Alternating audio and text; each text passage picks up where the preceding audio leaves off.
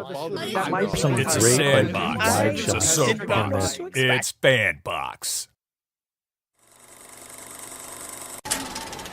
Welcome to the Reel Study with your hosts, MrSniDBitS. Because I do think the movie is good. I think the lighting is struggled. I think the cinematography is okay. BlackGirlMarvel. Follow us on everything, because we will find you.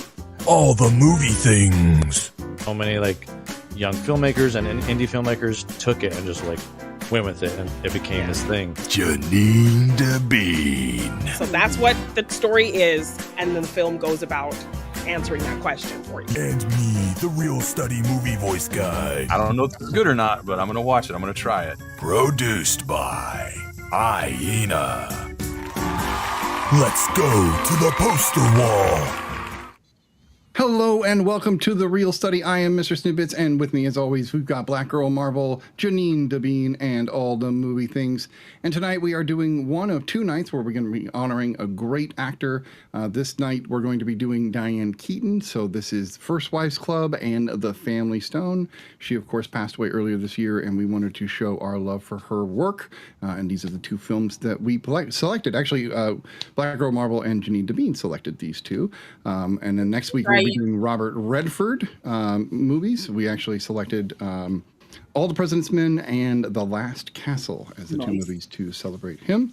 And then our Christmas episode will be in 2 weeks. We'll be doing Jingle All the Way and Better Watch Out. And then we'll talk about the new year later. Right now, we're going to move over to the main wall, and we're going to hear from Law about some social media, and then we're going to get right into it because we got some stuff to talk about. Yes. I'll make this as quick as possible. Listen, everybody, follow us on everything. That's on everything. Instagram, YouTube, Blue Sky, all the good things. If you just want to watch us, that's where you follow us at. Twitch as well. I keep forgetting about that. We are on Twitch as well. I keep forgetting that. If you want to listen to us, you can listen to us on all podcast platforms. That's Apple, Google, Spotify, Podcast Republic, all those good things. Follow us everywhere. You should see it scroll across the channel. We want you to be safe as you view us, listen to us. So make sure you take those different avenues. If you want to join us on the other side of things and talk to us or suggest a film that we should watch or a short TV show or a documentary or something like that, or maybe you have your own film that you created that you was like, hey, I wonder if this podcast will watch it and just give a review on it. We also do that as well. So join us on Discord, The Reel Study, become a real student, pop in, suggest, talk, have a good time. We are here. We also have our own separate social media platforms. You can follow us on all those. Those are our names. So if you see our names, just put an @ in front of it and bada boom, bada bing, you will find us as we will find you. But also, it was a great reference. Yeah. But back to you, MrSniDBitS. Thank you so much. I appreciate that. I always like to plug Janine's podcast as well. Do you want to just hit that real quick, as well as the other? Go ahead and plug it all. Plug everything. So I'm a co-host on It's a Wonderful podcast feed. We have 2 shows over there Morgan hasn't seen, where I make my co-host Morgan watch things he hasn't seen. Right now we are talking not quite Christmas movies. So movies where Christmas is kind of just in the background of the story. And then on the Classic Films podcast, It's a Wonderful podcast, we're talking 70s Christmas horror. So we got some fun things going on over there. And of course we have our Monday show where we talk TV shows. So it's Morgan Hasn't Seen TV. So where we alternate between Doctor Who and Dawson's Creek. We finally finished the first season of Doctor Who, so we are jumping to Peacemaker. So we're going to watch, because we already did season 1, so now Morgan's going to watch season 2 of Peacemaker for the first time. So I can't wait to see what he thinks of that. Also, me and JeannineDaBean and our producer Hyena, we will be doing The Real Frustrations. That is like a little bit of a spin-off, you may say, from the Real Study. We're working out the technical difficulties of how we're going to lay out this, but I think it's going to be a real good time. So be prepared for that as well. So yeah. Kind of in a way like a spiritual opposite of The Real Study, where instead of trying to uplift films, you're going to just be bluntly raw and honest about your frustration with film. Yeah, there are either elements, things in the film world, or directors, maybe how the writing goes. It's pretty much like a breaking down, a building up of a film per se. I love it. I'm excited to see that, so I can't wait for that. because we get to watch along with the rest of you, so that'll be fun. All right, so we do have a couple pieces of news that everybody's talking about, and then we have a couple of movies that we're watching, or a movie and some TV, and we'll get to that. But let's start with the news now. Now it's time for the real news. All right. So if you haven't heard, if you've been under a rock, Netflix has thrown money at the Warner Brothers deal to buy both Warner Brothers and HBO Max so that they can be top dog on the pile. Everybody has had a lot of opinions about this, and I think the consensus that I've heard out of Hollywood is not good, is what I'm hearing from a lot of people that are in the industry, actors especially, right, screenwriters especially. But I wanted to hear what you guys have to think. And Brian, I would love to hear your perspective to start, if you. Man, we don't have enough time. All right, that's fair. Anybody else want to jump in, or are we going to let Brian go for it? I mean, I trust Brian. Yeah, it's not good. It's not great, but yeah, there's a lot of things. I mean, immediately right away, like, you know, there's no like what is it? You know, devil's advocate, anything. With this kind of thing. Like, and it doesn't matter if it's Netflix. I mean, people were talking about like any the lesser merger of is two disgusting. evils. Right. Like, Any merger is going to be a bad Right. situation. It's bad all around for everyone involved, except for executives that maybe have a stake in this. Like Sarandos is just a complete non-movie person.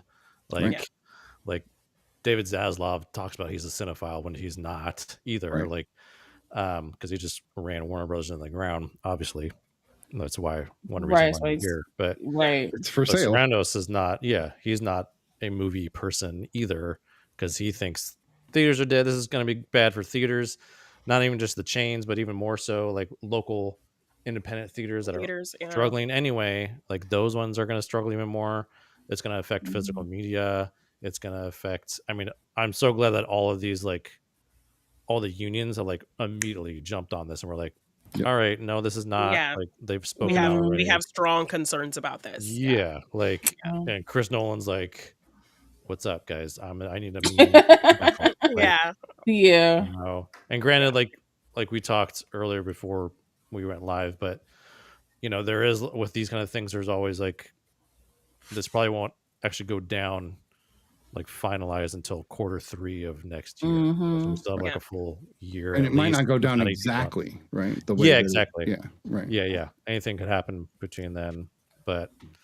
And there's some talk too that maybe Netflix isn't even actually interested in this. Is just a like strategic business move for them to make Warner Brothers pause, like kind of cripple their competitor for a little while. Yeah, exactly. So but I think the concern people had, for sure. I think the concern people had was not all the industry stuff. 100%. It doesn't matter which merger happens. That's going to happen with all of them.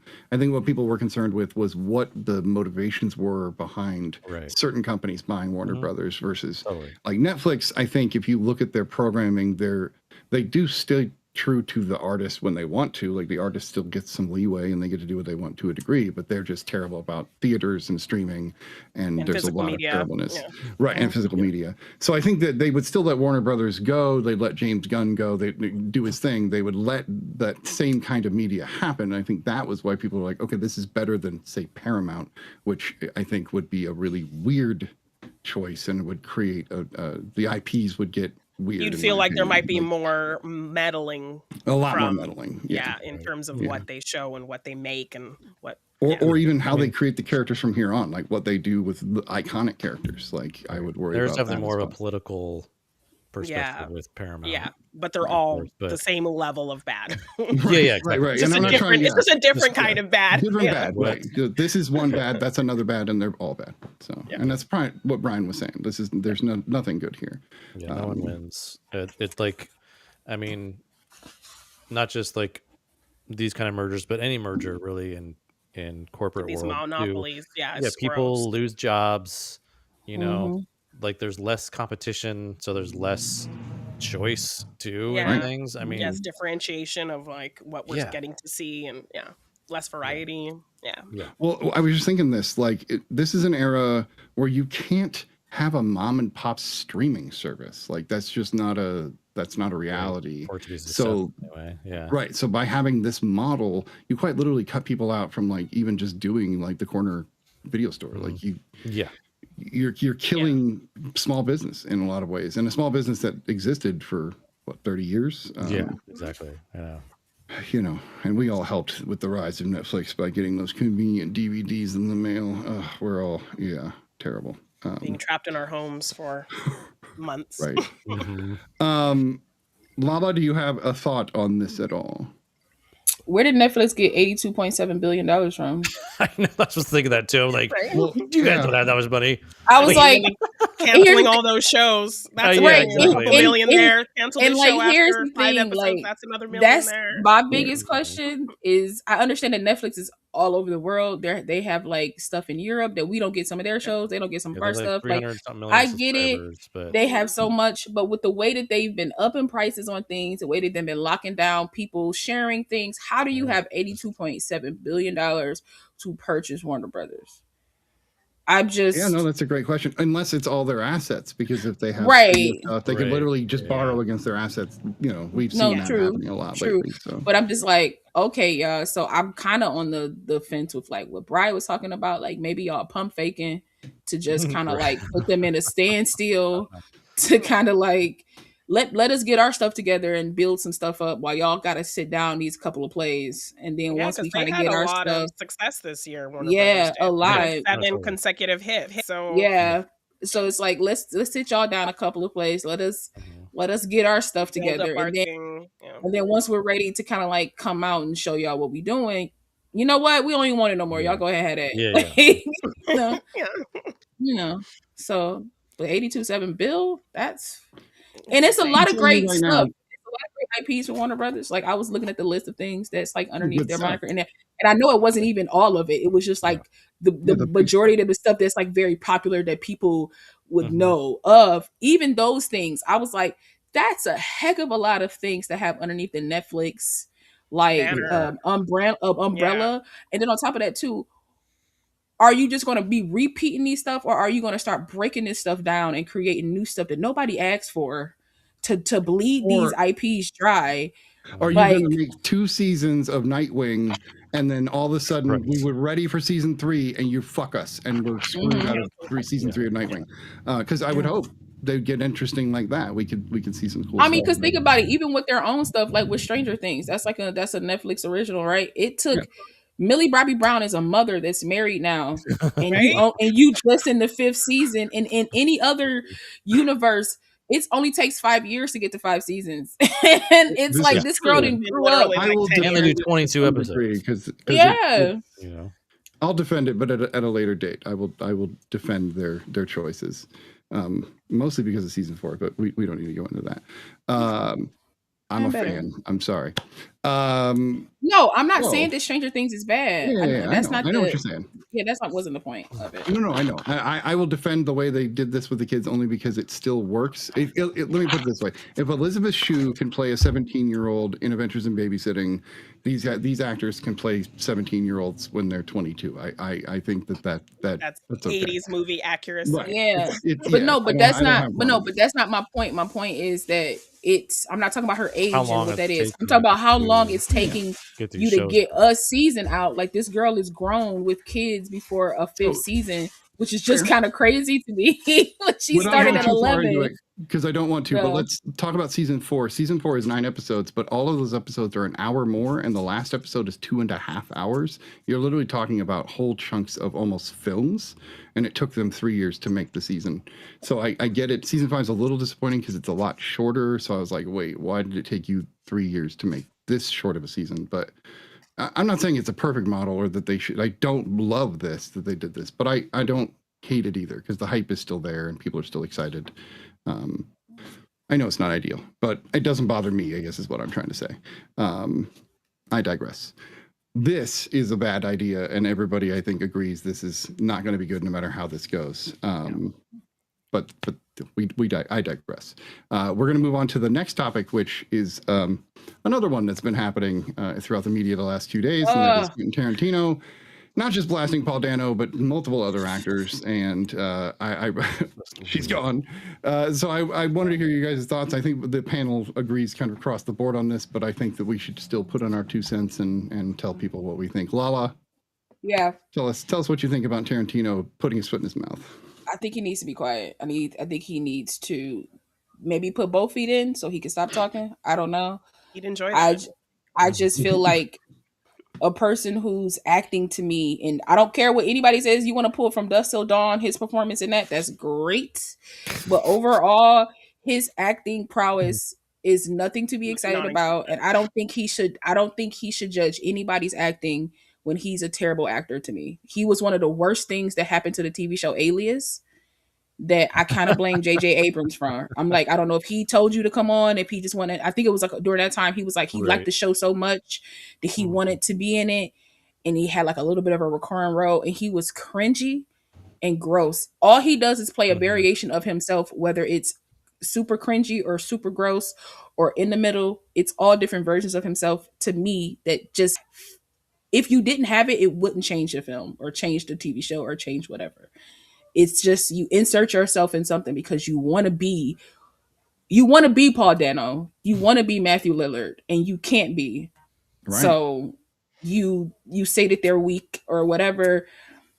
I just stop, dude. Like, I used to want to be in one of his films because I felt like artistically he was just a little different than most, but I'm good. Like, I don't even want to do that no more. I just because like everybody said, essentially, you talking about these actors, you're essentially talking about who cast them, who directed them, right, who prepared them. You're talking about all these other people that you don't even know, that you don't know, like, any of these things. And I feel like as a director, you just shouldn't be talking like this, honestly. Yeah. In a non-constructive way. You're just like, he was the weakest thing, and it's like you're giving nothing. Like, that is not constructive at all. That's not constructive. Right. You're just being like nasty, mean or nasty just to be. Yeah. I'm like, does he have a new movie coming out or something? I know that Kill Bill coming out as a full movie, so maybe that's what he's trying to do to generate something. I don't know. Yeah. Any thoughts, Janine, on this? I know you're going to echo a lot, but yeah, totally echo law. Like, I enjoy his films, but like this was unwarranted commentary that no one needed. And as a terrible ass actor, I think I saw something about like people completely forgot he had this Broadway run that they just had to abruptly end because he was so terrible. What? Yes. Yeah, he was on some play in Broadway and they had to just like end it because he was awful. So classic projection is what we're seeing exactly. here. Yeah. Mind you, this was the same man that told Jamie Foxx on the set of Django, man, you can't act. That's not good acting. I need you to do it this way. Like, he told him. A man who was nominated in the same year for 2 Oscars. Like, right. But okay. Like, the man that did Ray can't act, but all right. Okay. The man that had his own TV show as a upcoming comedian can't act. That was hilarious. And okay, this man can't. Okay. I get it. Jamie Foxx is a little rough around the edges. He has his moments, of course. But come on, man. He can't act? All right. Yeah, I don't buy that. I want to hear from Brian, but I just read a quote or a piece of trivia about Paul Dano that I think is something that everyone should hear. Daniel Day-Lewis was so impressed by Paul Dano's work in the film The Ballad of Jack and Rose that he's the reason that he suggested him to Paul Thomas Anderson for There Will Be Blood. That's awesome. Like the like actor, like the people, like like. Come on! If he said it, shut up, Tarantino. Like, just shut up, dude. Brian, I want people to hear what you think, because I know you have thoughts. So. Oh yeah, I mean, I've been on the Tarantino hate train for like a decade now. The dawn of time. I love it. And finally, caught up with you. There's plenty of room on this train. Hop on. Choo choo. Let's go. Let's go. The beat. Right? You're up front, right? Yeah. The thing is, it's like, yeah, he's like, yes, he's a well-known director, and yes, he's done some films that have been kind of pivotal in cinematic history and whatnot. But also, like, I think he's gotten a little inflated, and Mhm. it's like, I don't know, when He's heading into that Ridley Scott era, where yeah, he not think even that. he I think think he he's just I makes think it's great things. I Like don't know. he just I don't even think this stuff about Ridley Scott. Like at least Ridley Scott like knows when to pull it back. Like Right. Yeah. Tarantino just keeps leaning into this kind of thing. True. And yeah, it's just like I'll just say this, like Paul Dano's worked with Roger Deakins, so that's it. That's all I need. it's You're in. easy. Yeah, so for me, Solidified. Paul Dano worked with Daniel Day-Lewis and Paul Right. Thomas. Like, but There Will Be Blood is one of my top favorite films ever. Like, and Paul Dano is half of the reason. Not Right. half. I don't It's see like I just it's one of huge those part things the too where Paul Dano's played these roles where I don't see, like, look at Prisoners. I Mm-hmm. can't Right. see anyone else playing that role. Yeah. Because he Mhm. did it so well. Yes. Same thing with Little like the Miss Riddler. Sunshine. Who He's else is so gonna good. play? Yeah. Yeah, the way they Literally. played the Riddler. But in the There Will Be Blood, I don't see anyone else playing. Well, and like, David Lewis. and that's a role that you have to be willing to almost humiliate yourself to play. Like, because he was such a sniveling weasel. Mhm. And I don't think Paul Dano is. So, like, you're definitely seeing full blown Right. acting happening there. Yeah. Little Miss Sunshine had already been acclaimed as well. So, like, the idea that he did this and was getting all this praise, and then did a There Will Be Blood a year standout, later. in that Right. ensemble. Yeah. Yeah, he was. Yeah. So, Yeah. Yeah. And I'm and- I'm a huge Scream fan. So when he Right. started talking about Mhm. Matthew Lillard as well, like I was not. No facts. when Matt Listen. Stone said it hurt him. It's It's Listen, like, no, yeah. because Yeah, think about it. As Matthew Lillard probably he has a really good career, but it's probably not the career he probably saw himself No, he's having. talked about that. He talks about Yeah. feeling like he's been Mhm. unsuccessful and struggling to take care of his wife Exactly. and So kids to have and not seeing Tarantino himself the way his fan base. probably somebody that he probably wanted to work with or found his films interesting, a have, director or would have given worked that, with, right. right? Given like not now, I wouldn't want to work with him now, but like He like legit said that hurt his he feelings. like it hurt his it would hurt because he was like because when he said that he he wouldn't do this to Tom Cruise, he wouldn't do He wouldn't say because you this wouldn't about- do these things to like if Matthew Lillard right now had like a #1 movie in theaters, you wouldn't have pulled his name out of that hat. You would have pulled somebody else's name out of And that I hat. think he does because Five Nights at Freddy's 2 is like Exactly. huge. It's about to no, literally. So it's just Well, it's one of those things where it's like I feel bad for Matthew Lillard because he's such a sweetheart. Yeah. How he is with fans, the movies that he's done, the different characters that he's morphed into. He's defined a Like, whole generation of fandom. absolutely. Yes. Right. Well, I wanted to. This is something I didn't realize today. I was looking through Lillard's filmography, and he has 50 some odd credits for playing Shaggy. And I didn't realize that he had gone on to do Yeah, he the did take over the cartoons. voice. He Yeah. did. Yeah. Over the voice completely. Yeah. And then apparently he didn't get to do Scoob, which is like, come on, that was rude. But No, for sure. I this is agree. literally somebody who is informing the next generation of Scooby-Doo lovers. Mhm. And Tarantino, like, come on, dude, you're disparaging people's like favorite character, and like, what do you? Because now I'm looking at this like, are you just picking on people who probably said no to you? That Right. they Right, wanted to the Paul do something. Dano They probably thing was seems like, personal for sure. no, Because absolutely. you really Because like, relate into him.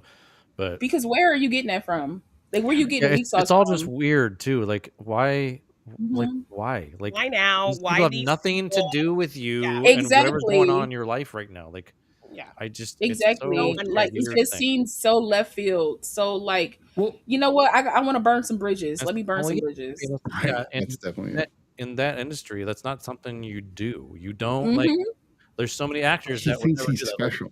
I worked with a director, but they don't name them. It's like, Right. oh, I worked with this one director, Absolutely. blah, blah, and did this, but I can't name them. It's like, yeah, because you don't want to like blacklist yourself. And it's like this Yeah. is just, Exactly. Yeah. So my question is, it needs to be the same thing for a director. Can he blacklist himself so people be like, you know what, I'm good? I But it's mean, always going to if be you say people enough that's like, stupid shit, they'll well, eventually just hop on I- board with you. or they might pull like a thing with like Woody Allen, like, well, he was fine with me, so Right. he was okay. right. You know that's what I not mean? even Like, like the idea that this man literally knew about Harvey Weinstein and still Oh, did yeah. nothing. He literally Literally. admitted, Oh, I yeah, knew he's enough done- to do something, but yeah, fuck it, I didn't do anything. Like, yeah, And Exactly. then So you've now heard you're the a piece of things he shit, said but you're about also a Roman piece of shit. Like, Polanski. Like, Oh yeah, I heard that too. The Mhm. Roman Polanski thing. Oh my god, trying to like defended it, yeah. justify Mhm. statutory rape. Yeah, okay. yeah. It's like, Yeah. Yeah, I hereby Define what it cancel means. Quentin Tarantino. I have now declared when it. It you just seems have- like the older these men get, the more like their truest selves come out, and they just start. Right. It's like a form of dementia. Like you just forget Well, that you was racist. You The just come out zeitgeist talking isn't about it. helping. You don't hold the it back modern- anymore. The society Right. that You we're in know? right now and the way things are going, yeah, it gives everyone people is the, feels they like feel they the, can just the right say- to just say whatever they want. Yeah, Yeah, everyone's it's open. true. Yeah. Yep. So, and I don't think this will fly. I think the pushback is like he might not care, but the box yeah, office is going to easily. care when he drops his last movie or his last movie because Yeah, it's been he'll his start last to spend movie. money and need to do it again. Yeah. And to me, okay, and I'll say this, and I'll be done talking about Quentin Tarantino. To me, that felt like a gimmick of you trying to be something special, to be like, as a director, I'm only going to direct like 10 movies or whatever, Right. and that's going to be it for me. And that just seems like, because now it made every film you did seem special. So for people to be like, I got to be a part of number 3, 4. Oh, he's almost like it Yeah. gave like a push. So it's like you're already kind of gimmicky in that, and then you're like taking actors, you're trying to take actors down, which I think is only going to build them up more Right. Oh yeah. because of You just felt Paul Dano's Oh my God, his the filmography. right Paul Dano. unsolicited. His IMDb. Yeah, Oh, Paul Paul Dano's Dano stuff is across the insane. board, everybody's been Right. on the same Yeah. page Oh my God. about Right. Paul Dano. So yeah, If somebody said he's an American treasure, I completely agree. Like we love this kid. And still 22 when he did There Will Be Blood. That I didn't expect that. That's crazy. way young to stand next to Daniel Day-Lewis and put that performance on screen. absolutely. Yeah. Maybe let's good time to move on. Let's give this man less attention. You now know how the Real Study feels about QT, if you will. All right. We watched a couple things. Lala, you watched another Christmas movie because you are trying to just like mark them off your list, it seems. Mark 'em off my list, you got to see Merry Liddle, Liddle, Merry Little Christmas. Yeah. Merry Little Christmas. It stars it's on Netflix if anybody want to watch it. We just talking about them. It stars Kelly Rowland and Debbie Morgan. Debbie Morgan plays her mom, and I love me some Debbie Morgan. But it's essentially Kelly Rowland plays I forget if she's like she's a businesswoman. Let's just call her that. She's a businesswoman who her business you right? Because she always plays a businesswoman in like all her movies. But even in just general Christmas Just romance. general Yes, Christmas. yes, Yeah, it's yeah. always a businesswoman. Like I can't celebrate because I'm busy. So Successful, it's, independent woman. You're always Yes. busy, Mom. it's always literally. So she plays a businesswoman that is honestly in a smart home. She lives like in a smart home in like Silicon Valley. She went to MIT. She I believe she deals with like tech or all these kind of things. And so she's trying to get this deal to go through, and she needs her family to kind of like be with her for Christmas because they want to see like what she does for Christmas. They kind of want to see does she have the same ideals as what this company does so that she can have their business. Because I think she does designs and so marketing and things like that. And so throughout the course of this film, her family comes in and she's a very A-type person. So they come in and just wreck her house. They kind of like overstep their bounds. You know, she's like, well, I'm going to order groceries. And they're like, order? You don't order things. You go to the store, you get it. And she had a tree, but it was white because her whole house was like white and gold. And everybody was like, we need a pine tree. So it was like all these things happening. And it was going to be a film crew that would come and record everything, and she did, and she almost burnt the house down trying to fry a turkey because they put too much oil in it. It was a whole bunch of things. And with any Christmas movie, you got to have a little bit of a love interest, which is why you see her buddying up with this man in the poster here. If you're watching on YouTube, Twitch, he is a neighbor of hers who's seen her around a little bit, but you know, it was kind of like her family kind of facilitate him kind of coming to talk to her and things like that. And you know, he shows up throwing a package back to her like, hey, this package came to my house. And it's like a slow burn of a romance. But one of my favorite things about this is, because I think Janine would love the romance of this. Okay. But one of my favorite things about this is a lot of these films like this focus heavily on she gotta find love. It's love, marriage. She gotta find it. And this was more, yes, a little bit of that, but the majority of it was her redefining and finding her love for her family again. Okay. She has two sisters. She's still a businesswoman through it all. She's still a businesswoman throughout it all. Like nobody's trying to stop that from her. Nobody's trying to take that away from her.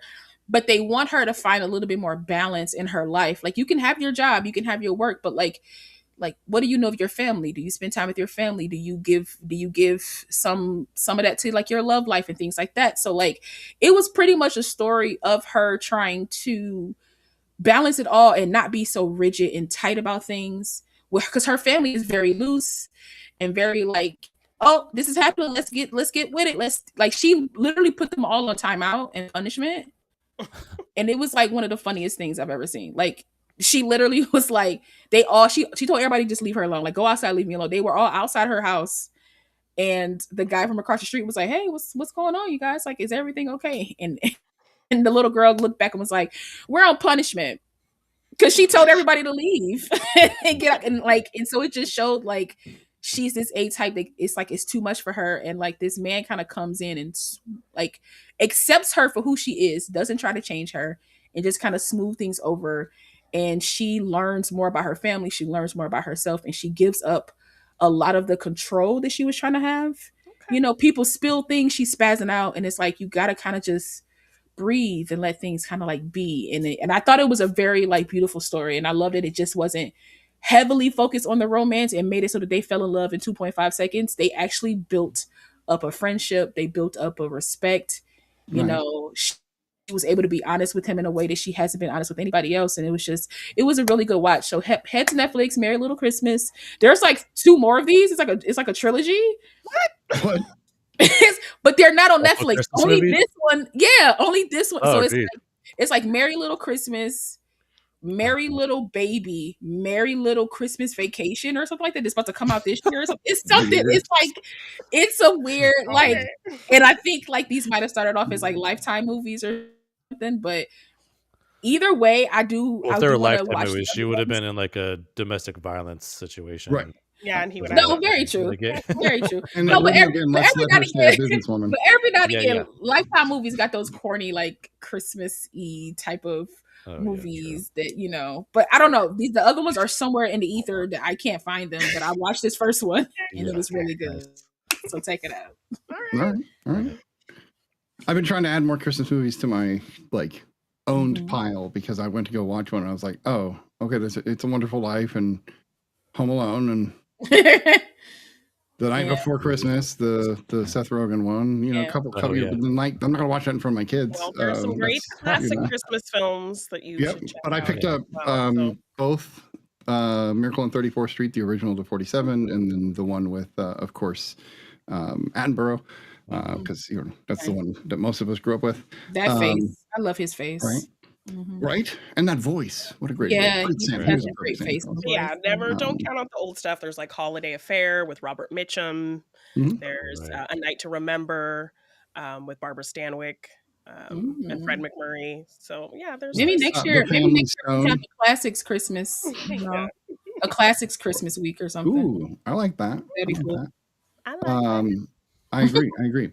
I also did watch something this week. Of course, the big thing right now on Netflix is Stranger Things, and season 5, episodes 1 through 4 are out. I did watch all of them as quickly as we could. And as a fan of the show, this is doing exactly what I wanted it to do. If you haven't seen season 5 and you're worried, I would say just let it ride. Enjoy the ride as it goes, because they are taking these characters to the places you would expect after what happened in season 4. I don't want to spoil even season 4, because it's not something I want people to have ruined for them, because it's worth the journey. But if you like D&D, if you like, you know, high fantasy but also sci-fi, they blended all those things together so beautifully, and everything building from season 1 to season 5 is all relevant, and it's all interwoven very, very nicely. So to me, I see where they're going, and I don't honestly care what they do as long as the journey keeps being this fun. To me, they can end it however they want, as long as I keep getting this excited, because I think if you've seen people's reactions, it was wild to watch episode 4 of this season. It felt like a season finale 4 episodes in, and that felt strange to see. No pun intended. That felt strange to see that quickly into the show. Most of the time they don't go to this like level, but they take it there. And again, I'm trying to stay as vague as possible. But yeah, and I'm hearing people say, I'm hearing people say they feel like they don't care at this point. Like the actors seem like they don't care.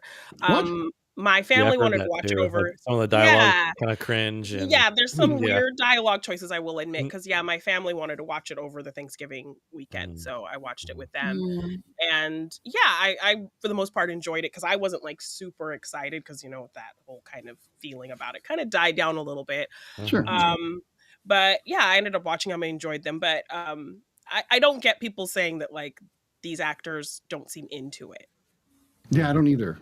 They feel heartfelt. I can still feel. We lost Janine. That was weird. No, she's back. I can Hello, feel hello. between Millie Bobby Sorry. Brown and Hopper is the only name that comes to mind. David Harbour. David Harbour. Yeah. Seeing Harbour. That's funny. Their relationship is still fantastic. It's still built on. Yeah, I everything didn't before. feel like they are like phoning it in or they don't feel like they're into it, because even if there's a kind of a clip going around of them doing that kind of table read of what happens at the end of episode 4, and they all are hyped, they're all excited about it because of what happens. Yeah, so you don't do that if you're not like excited to play these parts anyway. Well, this is what brought most of them to fame. The only person that had fame before this series was Winona Ryder. Like everybody else, this lifted them up. So you would hope that they wouldn't just dial it in for that reason. Also, it is a like well-produced show. So to me, the Duffer Brothers are doing their best to really deliver on the same quality that they did in 1 through 4. And as a person who just literally rewatched the entire series to get ready for 5, the weakest season that they've done was 2, and 2 is only weak in like the first half, and then it builds out to be a really solid season. Every other season they get going right away, and season 5 is the same way. Like everything from 4 like rolls right over, and you get to feel exactly what's happening. So anyway, but there can also be some actor fatigue though, and I want to watch Stranger Things. Stranger Things is like on my list of things to watch. I figured because it's a Netflix product, it ain't going nowhere, so it'll be there when I get there. But it could also be like actor fatigue too. Like if you're doing something for so many years and then there's so many breaks in between and you're doing different things. Sometimes I'm not saying that they are phoning it in because I haven't watched anything, but if people are seeing like maybe a difference in acting or a difference in like maybe how they say a line or however, it could be because like you could just be tired, man. It'd be like, yo, we waited a minute to start doing this, and like exactly, like they're like the whole time I was watching, I was like, oh my god, they're so old. Yeah, they can be like crazy. And because that cast, like that main cast, is so young, I know for a fact that there are more things that they probably want to do and pursue and get to. So it's like it could just be a lot of factors for a lot of reasons. Well, and there's a lot of talent there. If you follow most of them, Millie Bobby Brown is not without talent. I think she's going to go pretty far. Harbour, we already know. I mean, Caleb McLaughlin, who plays Lucas. Right. Oh my, season 4 with him, like that. I don't even like it. Hurts my soul. His acting was so on point that it crushed me. But I'm just glad to see that we are going to get to see the rest of it. I am glad they dropped it like this because most other seasons in Netflix, they just drop it all at once. Right. So to me, this builds that water cooler talk that we all get to talk about it for a little while and then see it again, a little bit more, of the water cooler talk, and then that final episode. So I don't hate this. I would prefer one a week, but I like this too. So go watch it if you haven't. That brings us to our Diane Keaton evening, and both Lala and Janine picked the 2 movies we're watching, and that's, of course, The First Wives Club and The Family Stone. So we're going to start off with The First Wives Club. Janine should have some good trivia for us. So we're going to start there. What do you got for us? Yes. So in an interview with Bette Midler, she mentioned that all 3 main cast members wanted to make a sequel, but the studio was not agreeable as they viewed the success of this movie as a fluke.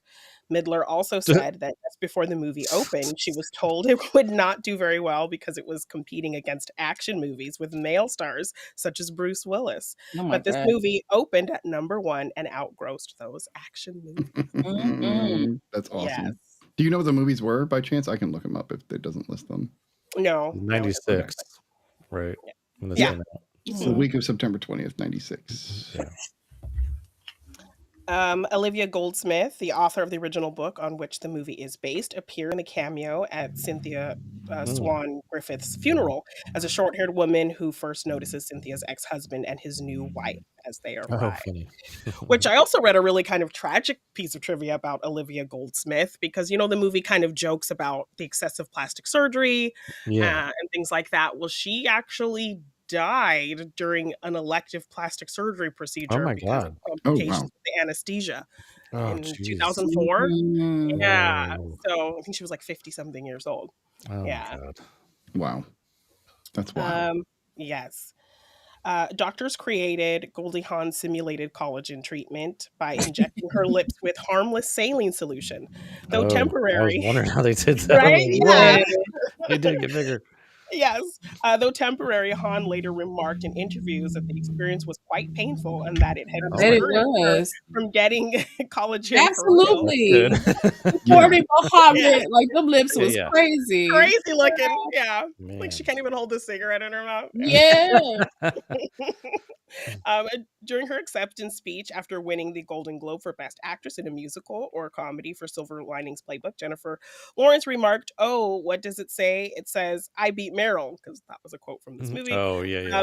In reference to a line from this movie. Unfortunately, many of the viewers and fellow celebrities did not get the reference and criticized Lawrence for her seemingly insensitive comment. But she's such a pop culture person. Like, she's but I feel like I also feel like that's a cut nobody would like really get. But she's also a weirdo, right? So she's outside the context, though. I don't think it's one of those things where it's like if nobody's brain is where your brain at, and even if you're funny, people are gonna be like, "What?" So I bet you Emma Stone laughed in the audience. That's what I bet you totally got that. I bet you did. Yeah.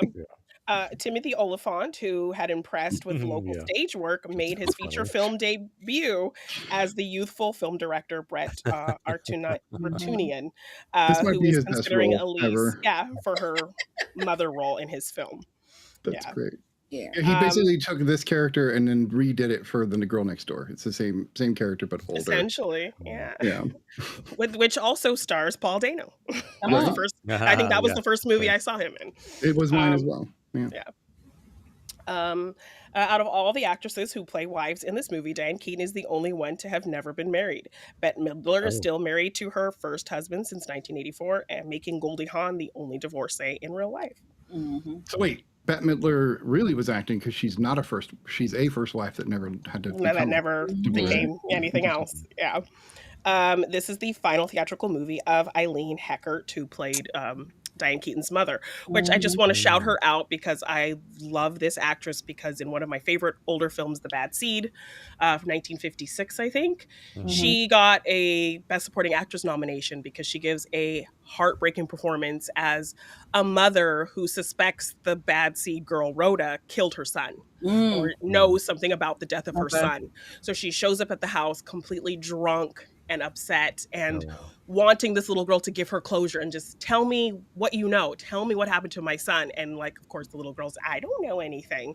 And it's just a tragic performance. So shout out to Eileen Heckart for an amazing performance in The Bad Seed. So I didn't even know she was in Heartbreak Ridge. And now I've seen that movie like a dozen times because it was like my dad's, like basically that was my dad, but he was in the Army, not the Marines. Like, but that was like who he was. I think that was all dads because my dad was in the Navy and lived Heartbreak. It was like that kind of like that movie. Heartbreak Ridge.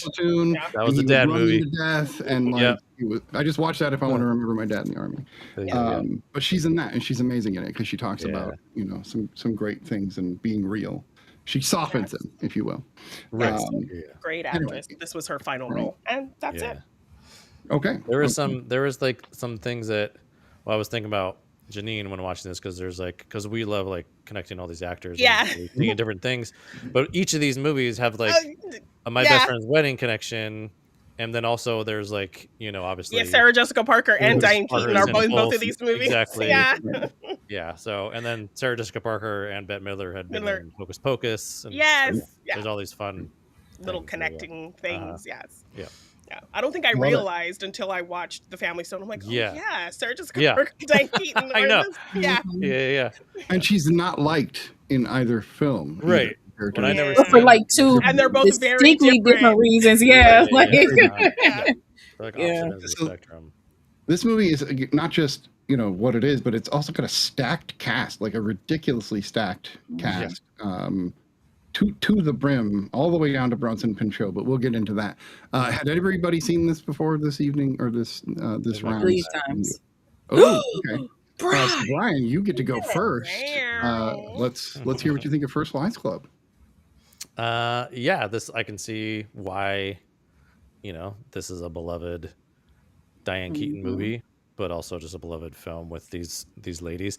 And it like really, what's funny because like, you know, I'm like dating and I'm a single guy, and so a lot of women at this age you date are divorced women, and it's just like I've realized, this is kind of a tangent, so I apologize, but I've just realized like how terrible men are, because I like, you know, experience these stories and everything, and then I see this movie, I'm like, Jesus Christ, this is like, you know, it's just a thing that, you know, and it explains why like men, why so many women are like, men are just terrible. It's like true, because these experiences, and it's like, yeah, like these, but the thing is like, this is such a great film because it's like they get this like revenge in a way, you know, and they're all smart about it, and they form this like Avengers team.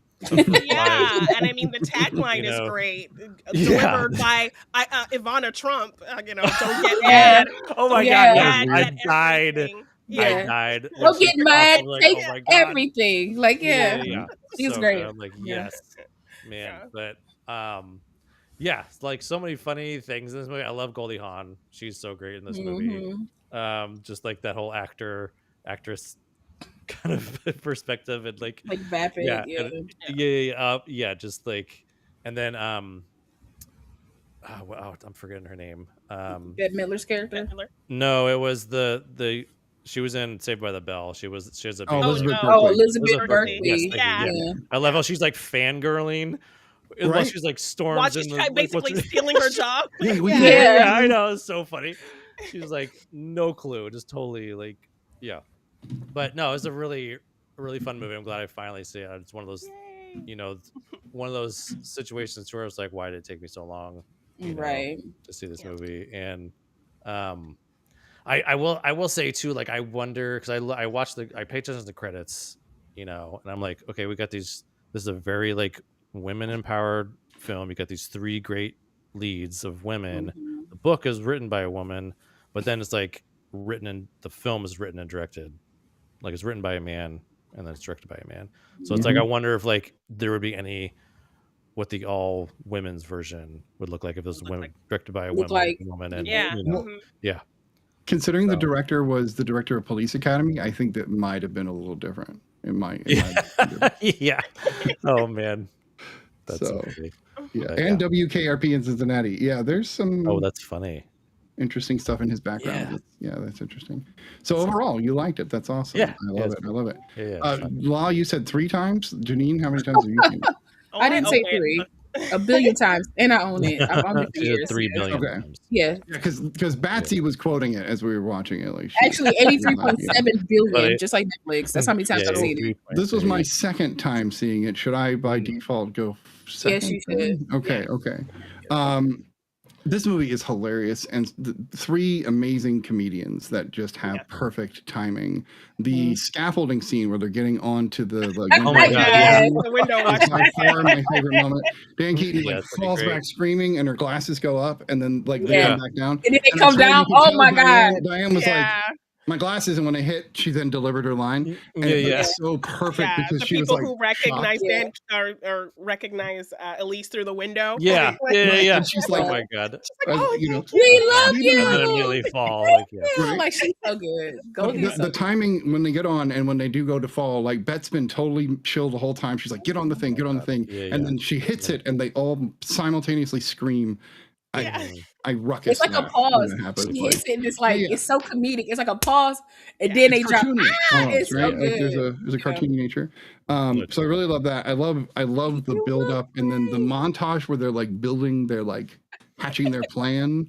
There's some great comedy in there too, where they're like, I don't understand the plans, and then like Goldie like They flip it over. Flips And Yeah, it they around. turn it. I Ah, got you.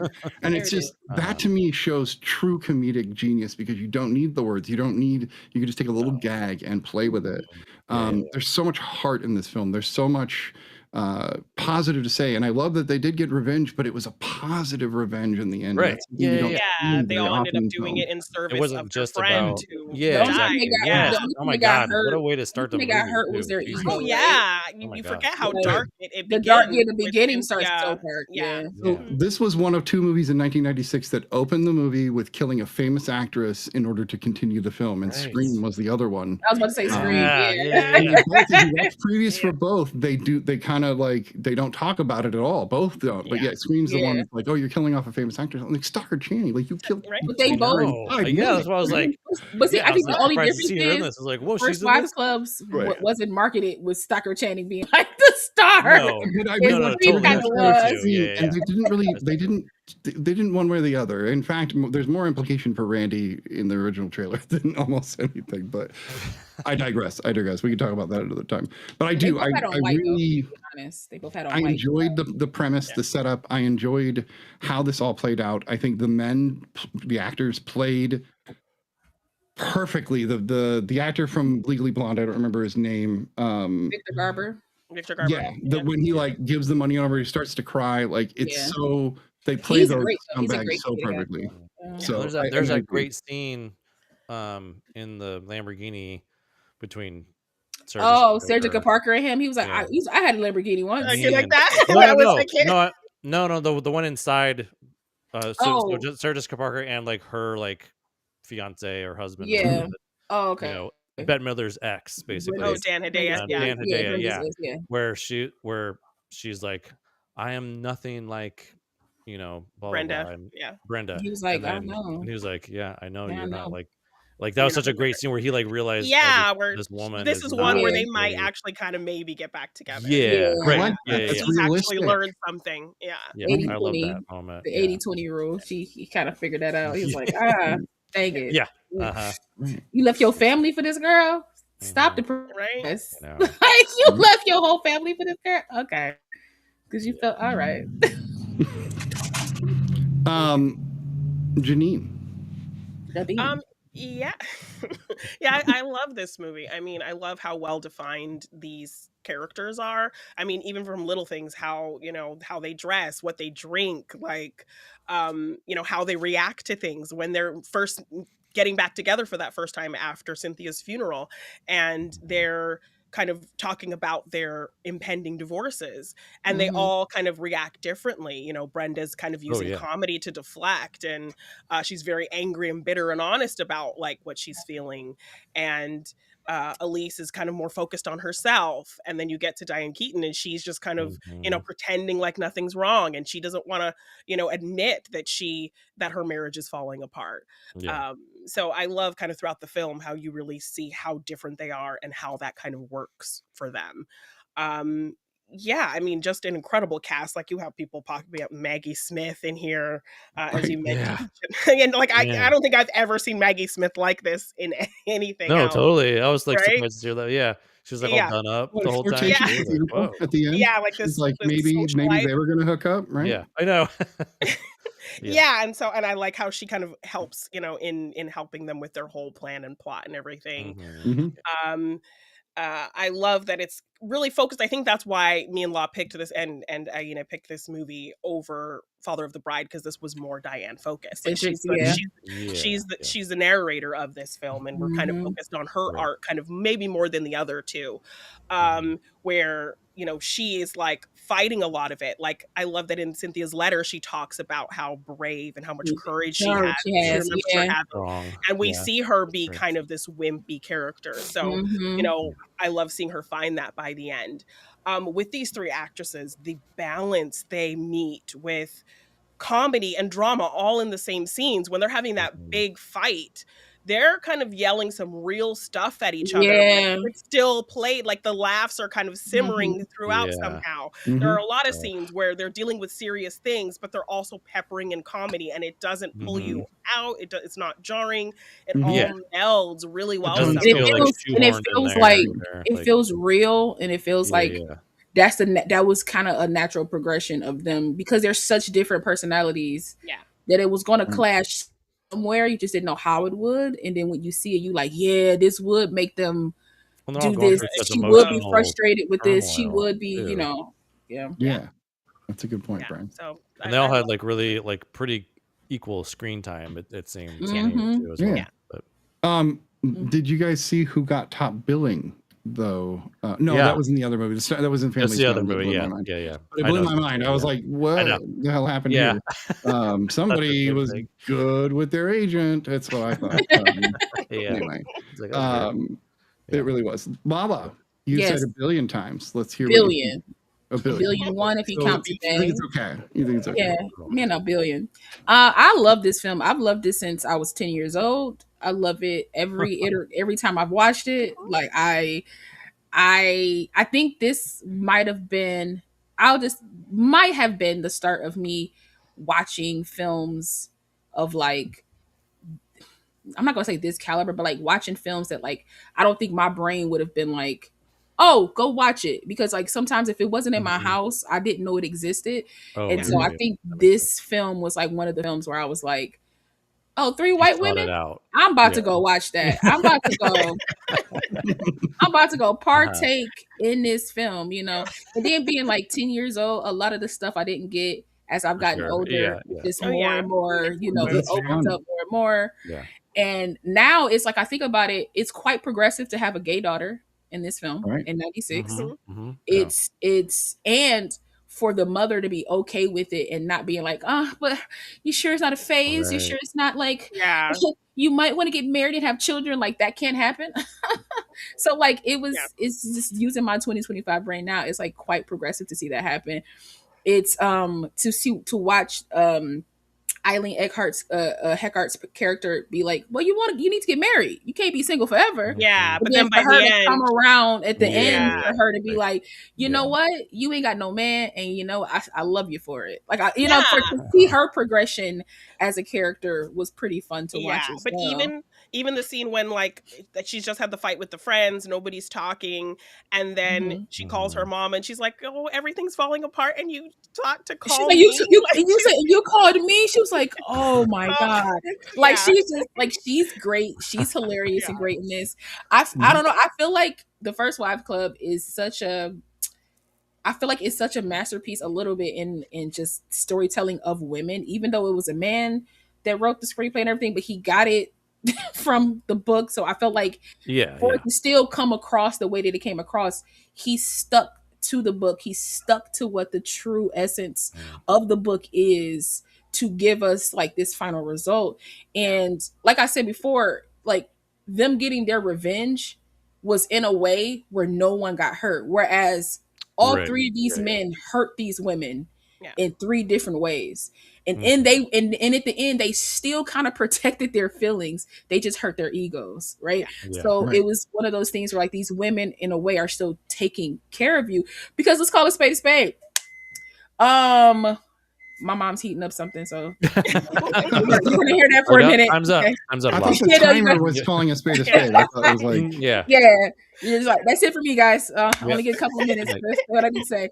But you're gonna hear that beep for a little bit until she comes get it. Just letting you guys know ahead of time. But like to watch them kind of in the process of revenge heal themselves.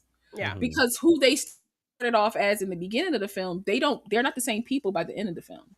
Right? They're more solidified in who they are. Like Elise grows up and realizes that, okay, there can be joy in acting, even if I play like the mother, or even if I play like the older stage work. She took control of it herself, right? And made it what she wanted to make it. She has more autonomy now, right? Because she was like, well, Bill said that theater, I shouldn't do theater. Okay, well, he wasted a lot of your years, because theater is amazing and you could really shine there. You know, you got Diane Keaton's character, who's more solidified in herself. That strength that she had in her youth, she's rediscovering that. And Brenda, you know, everything can't be solved with laughter, my darling. Let's be a little serious every now and again. She, to me, has the smallest of like because she was more The so like, parts. Yeah. like she didn't Yeah, have yeah. to She move was the too most far. honest and raw. Right. Anyway, Like she didn't have to move too far. It was Yeah. more so her. I think hers was more so physically.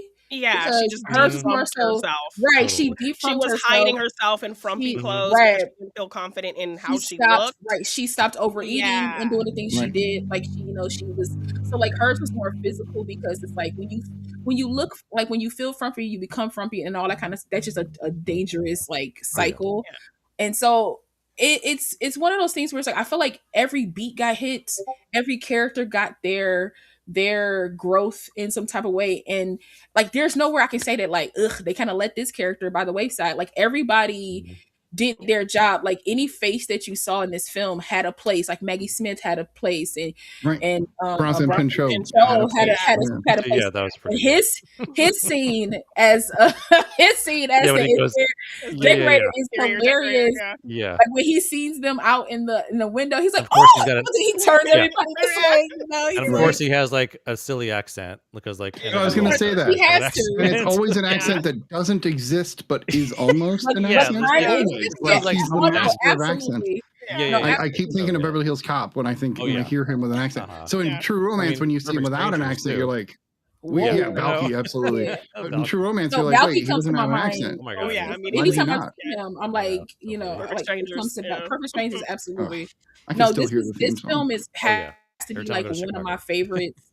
It just hits all the beats for me. Sarah Jessica Parker plays her part in this just like she does in The Family Stone. Like even though she does some things actor wise that I cannot stand, but I think that's Is it clearing both her of throat? that little tick. No, I think she Both of these she does movies or just in one of them? well in her TV show and then in one of the movies as well.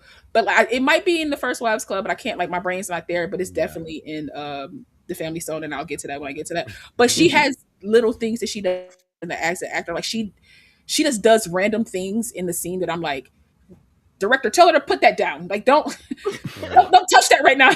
Yeah. Detract it from the scene. Like it's just she just does these little things sometimes where I'm just like, and I saw it a lot in Sex and the City. I was like, so I see it every time she does it. So it's just it's like my own personal thing. But I thought she was great in this film. I thought she was to play like the little vixen, to play like the, it's like everybody disappeared.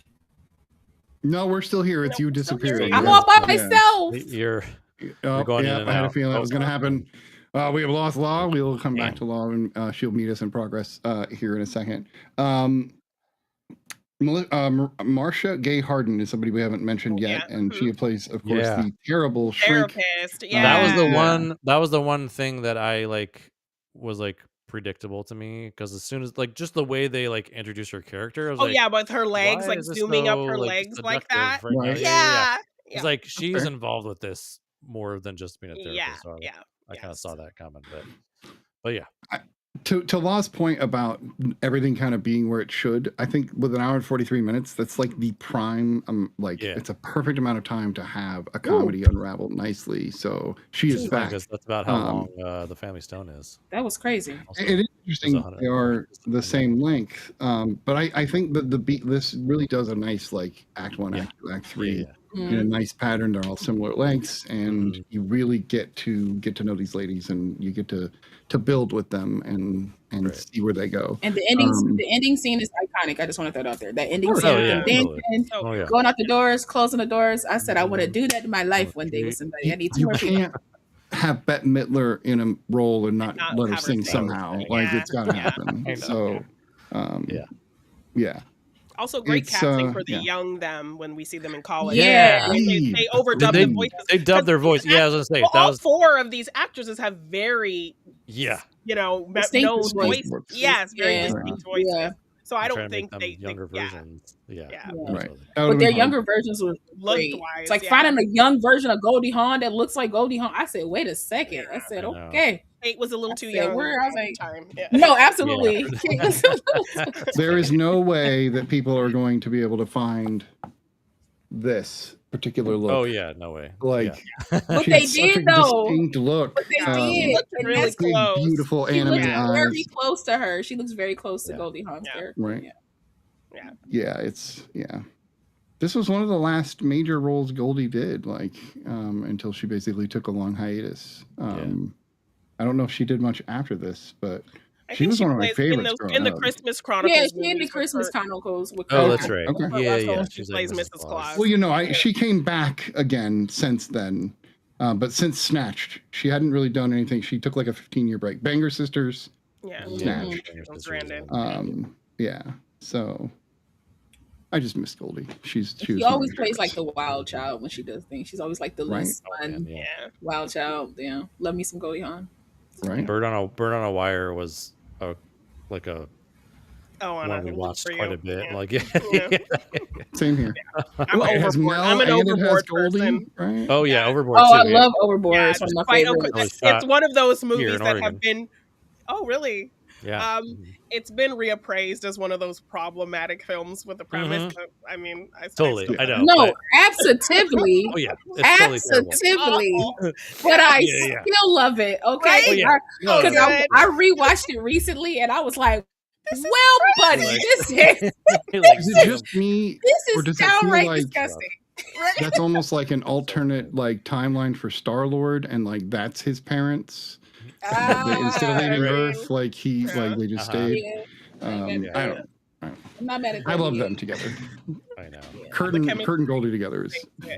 phenomenal. Yeah. Yeah. Which is why everybody should watch the Christmas Chronicles because it's really Chemistry good. still palpable in those. Yes. Oh. Because I feel like Kurt is great as a Santa Claus figure. Like I Sure. wouldn't even expect to put him in that phase, but it was just like that's great. And then like the whole thing about the film was like you didn't know she was in it until like the first one, like until like the very It's end. right at the And end. she just pops up, and then the second You're like, one they're oh, kind of what's like up? And then it's like the second more one her. they're kind of she's more in it. But when you see her at the end, I was like, it's Goldie. Like I just like kind of lost my mind. They're in a I movie would together too. again. Like it was so good. So yeah. She was America's sweetheart for at least a decade. I still at think bare she minimum. is, just in a different way. I agree. I agree. love her But immensely. We watched that a Yeah. lot. you know, Oh, Private Benjamin. Mhm. Private Benjamin. Nice. or even like there's movies of hers, Wildcats. I watched. Yeah, numerous Wildcats. Yeah, times. yes. Oh my You God, know, yeah. early Woody Harrelson, early. Well, it sounded like we're gonna have a Goldie Hawn week here. So, She's got some great movies. I mean, No, she yeah, does. she's got a She great. does. Yeah. we could probably do a Right, Goldie any Hawn other- month, honestly. Probably. We probably could, or maybe we'll do like some Kurt and some Goldie. Like we will just Kurt split and them Goldie up. month. Yeah. There you go. Yeah. Maybe a Kurt Goldie month. That'd be You fun. know, Goldie Kurt month. Well, because like, have you ever seen Escape from New York, Lala? Yeah. No. I have not either. Oh, okay. And, So already. and I've never seen what is Nice, that? we I haven't know, I seen know the Escape from LA show. then. I know the show. No, because I know the show has done it, but I've never seen Big Trouble in Little China or that little thing. Do you miss that week? Because that wasn't that You must long have missed ago. that week. Yeah. Yeah. I wasn't here for that. Yeah, because that's why I know the show did it. I just So wasn't here that'll for be that. Yeah, we extra did that. Didn't we reading. do that with your Yeah. pick, The Golden Yeah. Child? Didn't we do that? Yeah. Double Oh, feature. I thought we did. That was. Did we? With I don't your think I was pick. here for that. I've never seen that movie before in my life. I don't think I was here for that. I might have picked and then was like, I can't make it, you I guys. am checking the film. Check the film. Because I George. remember we did The Golden Child as well, and that was your We pick. totally did, Yeah. and you did pick that. Yeah, and I probably was like, can't make it, you guys. Can't 'Cause make I probably, it. yep, It's the very you guys are Hey, going to love Brian it. has done that once. He picked Chinatown and then didn't make it, so it happens.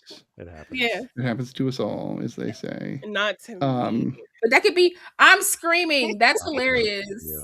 It's done to you, but not by you. Janine. Exactly. Yeah. Exactly. Yeah. Last year, it was last season, Yeah. and I'm gonna see if she's even in this episode. That's I don't weird. think I she's am. right. I don't And if think I you and are. if I am in it, baby, that movie disappeared there from my brain. If I was in it, Cheese was in your place for that episode. okay. Yeah, Okay. that makes sense. Okay, Yeah. so that'll be Hannah extra just said reading. Mickey replaced. Yeah, her. that'll be extra. Yes. We'll That'll make be- you watch it and then tell us. We'll give you 5 minutes to tell us about it because we want to know. Like it's a great film. Yeah. Um, And Kurt Russell in a wife beater is great. I just want to see it's it. right up your I mean, alley. those Like two it's so movies- wild. paired together pretty good. Yeah, it was really a good. It was It a made good sense team up to, of like, films. pair it Yeah. up. Hey, nice. I'm happy to hear you know. And now, like I get that. And now I see that reference, like that scene where Eddie Murphy walks into the palace and is like has to ask for the knife, and he has Yeah, he does want- the little like I I scratch of want the. the Oh, yeah. I Eh, see multiple people do that now, and I'm like, oh my god, Oh that's my so gosh. fucking cool. Yeah. That was like my favorite part. Well, of that was movie. your first time seeing Golden Child, That was right? my first. Yeah, that was my That was first. mine time. too. Mine too. Yeah. Yeah. Love that for y'all. Love So now you got to go watch that episode, Bob, because they broke Yeah, I down in your know. movie. Yeah. Yeah. All right, so let's rate the First Wives Club and move on to the Family Stone. Let's start with Brian because you had first go. Yeah. I'll give it a 8.5. Nice, it's a good rating. That's great. It's me. It's me. Yeah. A 9. This movie made me laugh, like ruckus, like belly laugh. So that's 9. How about you, Janine? There's one cast member I'm glad we did not speak of. So Yeah, I was trying to avoid it because of his completely. presence, I give it a 9.5. Okay, Yeah. shave a half a point. How about you, Love? I'm going to forgive the past because they did not know what they did when they did that. So it's going to be a 10 for me. I love this film. I love it. It looks like Aina says, I don't know, is that a What septillion? billion over 10? Is that What a billion out of 10? septillion? I think so. It's a large many zeros out of 10. Yes. Yes. It's under Google, but hey, it's still a lot. All right, so highly rated comedy. If you have not seen it because you were under a rock for the last 30 years, Check it go watch out. that. All right, we're going to move on to The Family Stone. This is a Christmas movie, pre-Christmas, but it's really more because of Diane Keaton being in it, about a family who gets together at Christmas, and they have a new fiance showing up with one of their sons, and hijinks ensue, if you will. But I think it's a double whammy though, because it is a Diane Keaton, but it's also a Christmas movie. It just fall in line. It is. No, yeah. This was definitely almost like an automatic pick. This was the one that like just kind of got Yes. picked. Brian, have you ever seen this one before? Yes. Yeah. This is my second time. Okay, this was my second time as well. So it sounds like the panel had seen this, unless I'm wrong, Janine, and you Yeah. hadn't seen I'd this. seen it. Mhm. Okay. Yeah. Then I guess it doesn't matter the order. Why don't we start with Janine this time? The Well, bean. because Janine has trivia, so Yes. which But then Law you were also right sent from me. it, right into it. Yes, which Love Law it. also sent me some trivia, so thank you, Law. Nice. course. Playing the glue that holds this family together, Diane Keaton was the first actor approached to star in the film. Keaton has stated that she was instantly drawn to her role, as the many layers to Sybil's personality allowed her to explore so many often conflicting emotions. Mhm. Billy Crudup and Johnny Knoxville were expected to What? play the roles of Everett and Ben Stone No. before Oh. dropping out. Maybe Billy Crudup, but not Johnny Knoxville. Oh my No. god. The part later went to Luke Wilson.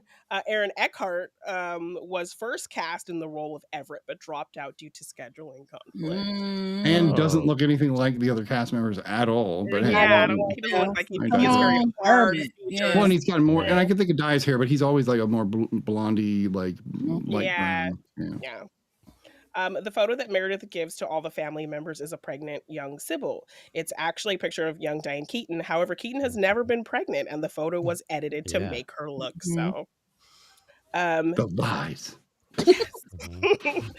Just before the credits roll, Amy hangs the same Christmas tree decoration her mother was holding at the beginning of the movie. Mhm. And we also see her wearing her The ring ring. as well. These are the ones that Law sent me, so thank you. Thomas Bazucha, the director, had the 9 main actors rehearse together for weeks to build genuine family chemistry.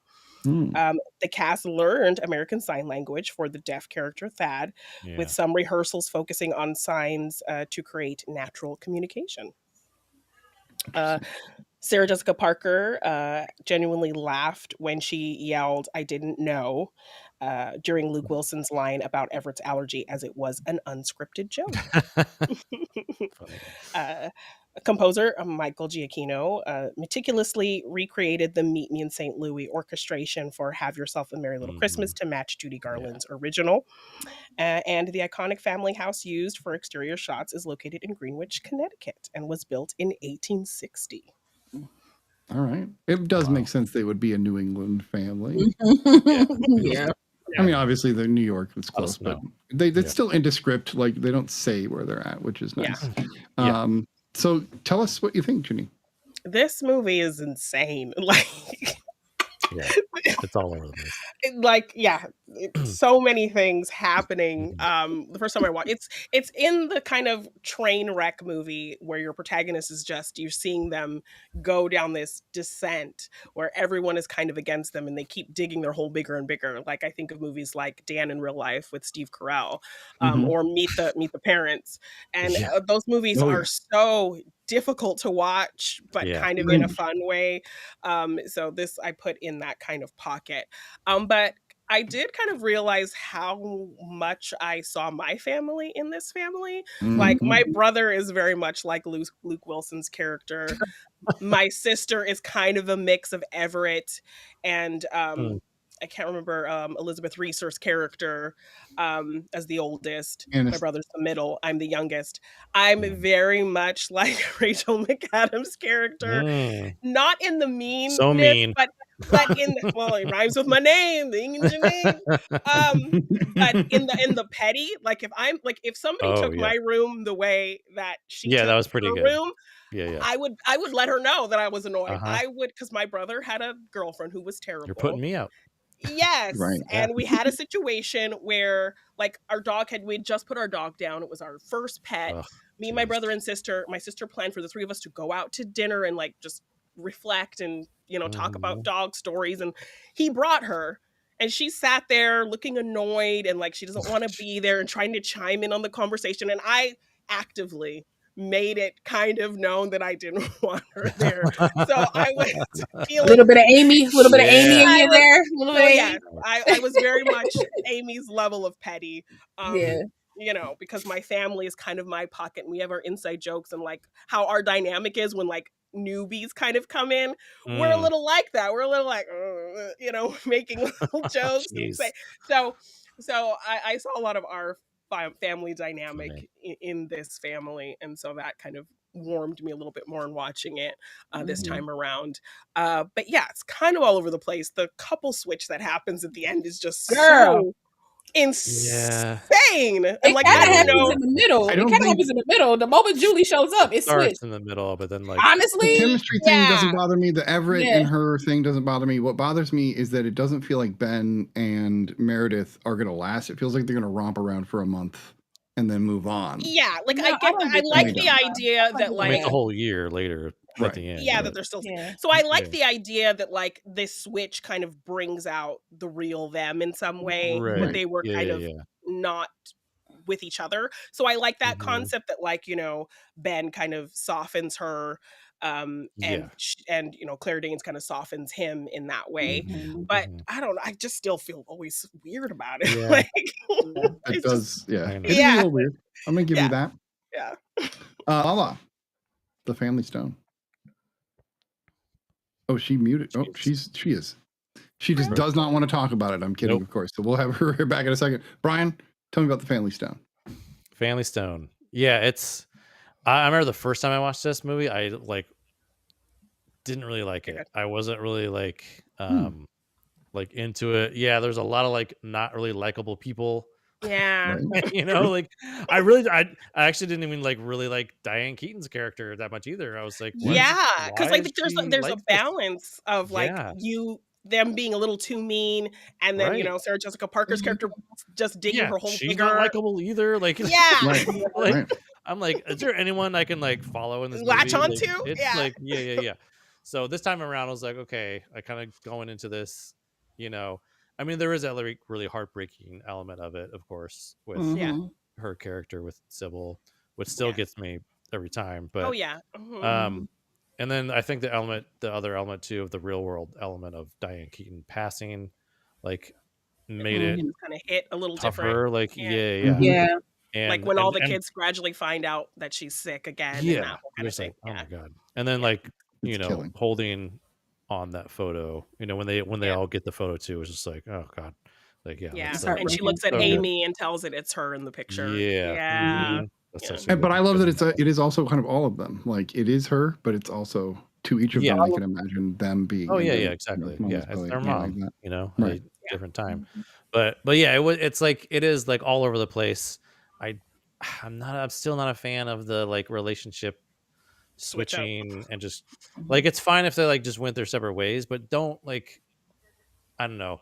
Like I was really paying attention more like when Claire Danes' character like is leaving and then he runs to chase her after the bus. And I'm the like, no, family's like encouraging it, like it's a yeah, whole yeah, like like this no, is what weird is that you've going kind on? of fallen in love with her in a day. Like you immediately Right. fell for her as soon as you saw her, As and soon as it's you saw her like on The bus, moment yeah, they I'm saw, like, but so did he. Everett did the moment he saw her too. So right. Well, then that's what I'm saying. Like, yeah, with Everett, but yeah. So there's that element kind of still bugs me a little bit. But I did find myself laughing a lot more. Like I do, like I appreciated Amy Adams' character, even though she's not really likable because she's so mean. But also it's like funny because there's yeah, like, Yeah. okay, I can fully, Yeah. I can see it more.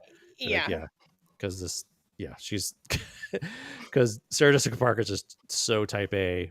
It's just like, Yeah. Mhm. Like the fact that she's like shouting at the deaf brother and like yeah. Oh my won't god. stop Yeah. talking. She can't read he's the like, room. why is she shouting? Or- And then, Yeah.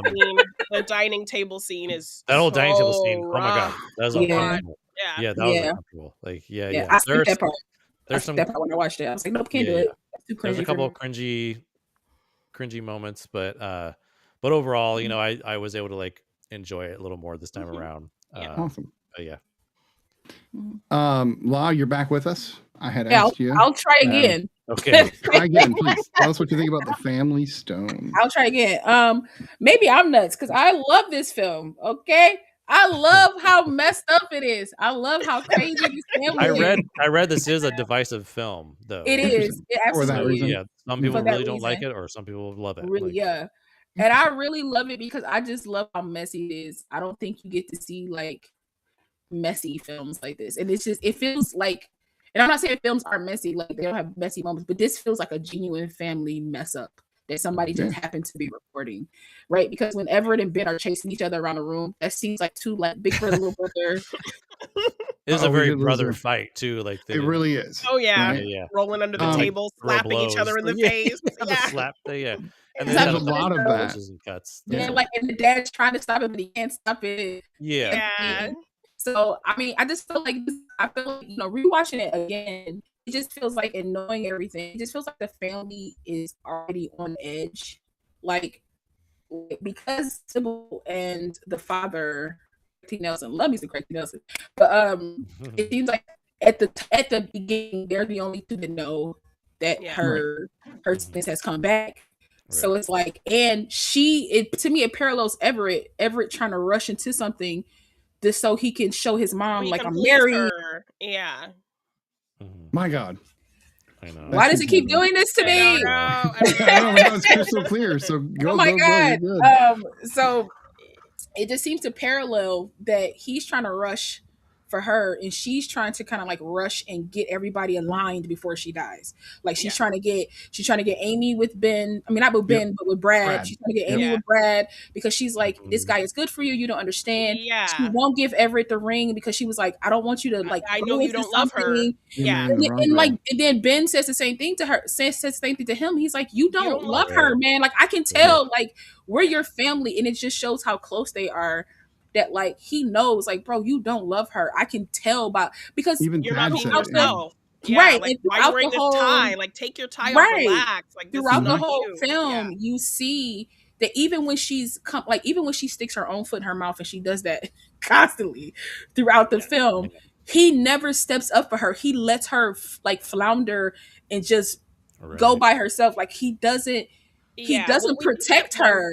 Where he does, when he does kind of tell them, like he tells them. Yeah, when she goes to the inn. Like, he tells them. But like at the table scene, But the table scene, you didn't help her. He doesn't do it in front of her. No, he doesn't. Right, he doesn't do it in front of her, and that's the biggest thing. Like, you can't have my back like when I'm not there. Like, you can't. I gotta like you gotta have it while we're in the moment.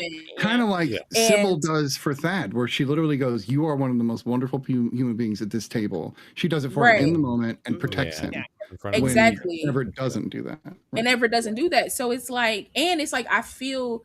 It's just so because like I feel like people can like it's about to get real new agey for me. Like I just feel like you can sense energy in people. You can sense Like Oh yeah, sometimes, no, I sometimes totally, I can be around totally Right. people too. and I'm Yeah. like, Yeah. this ain't, I don't know what this is. These vibes aren't But it's right. something, and I Yeah, think that yeah. everybody in the family could feel that like something was off with Meredith, Off. that she Yeah. wasn't Mhm, genuinely herself. And so they kind of mhm. like pushed her back. And if you look at it, when Julie comes in, she looks way more connected to that family Mhm. than Well, she's like She So looks much more comfortable in her relaxed. own Even skin. you know Yeah. what even I'm her saying? Like she career kind of is very Right. different. right. Yeah. And the reason Yeah. why I love this film so much because there are like little subtle things that I just love that they do. Like how Janine brought it up, like that you see Sybil's ring on Amy at the Mhm. end. She's the most like Sybil in that family. Like she speaks her mind, she's Totally, open and yeah. honest. And even Brad is kind of similar to Craig T. Nelson, like to Yes. Kelly, because Yeah. Subdued and he's just kind kind of of chill subdued and and funny. quiet. He's in And the back, he just Yeah. supports. So it's Yeah. like you see like these parallels like in the family, which is why like Ben would be attracted to somebody that's a little bit more tight because he's so loose. Yeah. And then Everett is and Julie are attracted because they're very similar. They want to travel, they want to go out and be about the land and about the people. So I don't know, I just loved like seeing people figure out those connections. And then it's like when when Ben and Meredith are out and he's like, Everett's like, I don't know where they are, I'm about to go look for them. And Julie's like, I'll come with you. And I think I forget Dad's husband's name. Patrick. Patrick, yeah. Yeah. Patrick's like, oh, you could take my car. And he hands the keys to Everett, but Julie snatches him and grabs him because she just so like she was reading a book to the little girl. Yeah. She just snatches the keys. Like it's so natural for her to kind of just fit in With that him like particularly. Yeah. Right. you know, with like honestly with the whole family, like she's reading the book to the daughter, she's just watching, Right. she's in the room with them, like she becomes so comfortable in a way that her sister doesn't. I don't know, I just enjoyed watching that play out. Also, I just love the drama of it all. It's just drama There's a lot of drama. Yeah. Like when and Meredith thinks she slept with Ben and it's like then that's it's Oh my and that's God. the She point slapped I'm him so talking about hard. with Sarah Jessica Parker. That's my thing. Oh. There are little things that she does like when she's like, Meredith, you did not. And she's like, she like smells the soap and she gets all like coy, like she's like, and it's just like these are things that she's done on Sex and the City that she does a lot. That when I see it in other things, I know it's just her being. It doesn't feel like acting anymore to me. It just feels like part of her because this is part of me, and it's like comfortable for me to do this type of Yeah. thing. And it irks me a little bit. I'm not gonna make it. It doesn't take me out of the movie or anything like that. It's just a thing that I notice. It's like when I notice Brad Pitt move things in his mouth. I'm like, is he eating food? Is he like his jaws get big when he does certain things He sometimes? does So I'm just eat a like, lot in Yeah, movies. but- yeah, and it's like, yeah. you know, he does this a lot in his stuff, and I'm just like, stop it. But it's just like little things like that. I get like a little annoyed. Just like little things. I'm like, stop it. That's not. Yeah. Stop it! Well, I wonder if those are acting choices though, because there Yeah. are things that like actors will do. No, they always that say, blend over like, hey, because I need to have a secondary action. There needs to be a Mhm. Yeah, I secondary need to be thing I need doing to do something with while my hands because instead I'm of Yeah. just talking. Yeah. and part of me is like, I want a director to be like, new choice. Like I play, like I have an improv background, so like you would do a thing and they'll be like, new choice. And if it's something that somebody does right, new choice. Like I want directors to start telling them new choice, like do something different. Like, but Yeah. I watch them enough to know that like this. I see y'all do this a lot. It'll be like if I directed Denzel Washington and he would be like, my man, I'd be like, new choice. Like I love you, sir, but new choice. Like I just want to do different. But I love the family song. I think the relationship with the siblings that gets flipped around. I don't know. I like it simply because one is just stupid and drama filled and just so juicy. And on top of that too, it's juiced out. And then I just like, I think at the end of the day, I like people finding their people. And that's what it felt like. It felt like, because you don't get to choose where your person comes from. You don't get to choose that, like, I mean, you can choose, like, I'm not going to do that, but how unfulfilling or how lonely or how would your life go? Like, you don't get to choose the person that makes you feel better. And, like, Ben made Meredith feel better. He was the only one that kind of protected her throughout this entire film. And, like, right from the beginning, too. Yeah. Right. And then I think the commentary on this film, if I'm not mistaken, like behind the scenes, the costume designer literally says that like for Everett, because I think she breaks down everybody's like clothes, but for Everett, she wanted to show his transition and him becoming more himself as the film kept going on, because we see him in the beginning in this suit kind of bundled up. His family makes fun of him. After that, it's more like he doesn't have the jacket on anymore, but he might have on like sweatpants. And then after a while, as you keep going, you see him in like more a jacket, more like he's more in line with his family. So like having that, I would just watch everybody kind of like, because you see the transition in Meredith. You see how she kind of gets buttoned up a year later. Her hair's down. She's wearing like a black sweater. jeans with a sweater. And she's smiling, which she doesn't do much at all. She signs. Because remember in the beginning, she was like, wear I don't know some of the that. sign for. Everybody's excited to see her more comfortable. They come in late because they've been traveling. I feel like that'd be so weird though. Like your sister, you're gonna see your sister I again slept with there her. We've both slept with this woman. We both slept with this man. Like that is just, you know, when you think too much into it. No, absolutely. It's I mean, absolutely. Like, okay, I agree with all of that. But I also feel like if as siblings we could come together and be like, this ain't what I thought it would be. And I'm good with that, because I feel like Meredith and Ben didn't even really love each other. Because think about it, he got her a beautiful, that ring that Sybil gave him was beautiful, and she was like, "That's it." That's not like he. It didn't matter that it was a nice cut, right? Or an old heirloom. Right? He wasn't the rock that he wasn't enough for her. Like he was not. But Julie, when the ring gets stuck on her finger, she loves it and thinks it's beautiful. Right, and she thinks it's beautiful, and she actually. And there's even like a moment where she's like, "Wait, yeah." Are you asking? Because I might say yes. Like you can no, for sure. Playing or through about it. When he came to her door and was like, "Hey, you want to go get something to eat?" And she's like, "Nah, I don't think we should do something like that. Like it's cool." Like, and she just, and then somebody knocks again, and she thinks it's him. And she thinks it's him, and she's excited, super excited to see him. So it's like. I guess a connection is a connection. I do feel like it was like 2.5 seconds, but still, like a connection is a connection. No, but this is speaking to that whole thing between Everett and Julie is more of a classic Hollywood trope. It is, especially like they met and they fell in love, and then the bus sequence like is a continuing kind of trope. And they like very much their relationship is like but classic. For me, I'm thinking too, like what's the right thing though in that moment? Like that's great. It's romantic, but is it the right thing? You know what I mean? Like they don't know each other. They I'm know glad that about each other. Exactly. I'm glad that she did. You know, she had a fun thing where it's like, "Hey, what are you doing New Year's Eve?" Great, right? And she gets, and then she leaves. So I'm glad that there was this whole thing. Like she didn't come back. No, with him. Back running, and they embraced. I agree with you on that, bro. I do like that. Like even. Because I feel like Ben and Meredith spent way more time together to build things like between them. Right, and nothing happened. Like he was respectful of her. He would just make sure she was okay. Like nothing happened. So I like that, and I agree. Like I do enjoy the fact that like you might have felt a connection. I wouldn't even call it love. I just feel like it was like a strong connection. Like he could talk. Like they walked down the street having a great conversation. Like something he's probably think about it. Him and Meredith were together, and she was on the phone, and they were just walking around. Like they didn't even. They weren't even having. Right, he had to like close her phone to kind of like get her attention and things like that. So I love the fact that she was like, "All right, I'm not going to. I just booked something, so I can't stop my job to just sit here with you, but."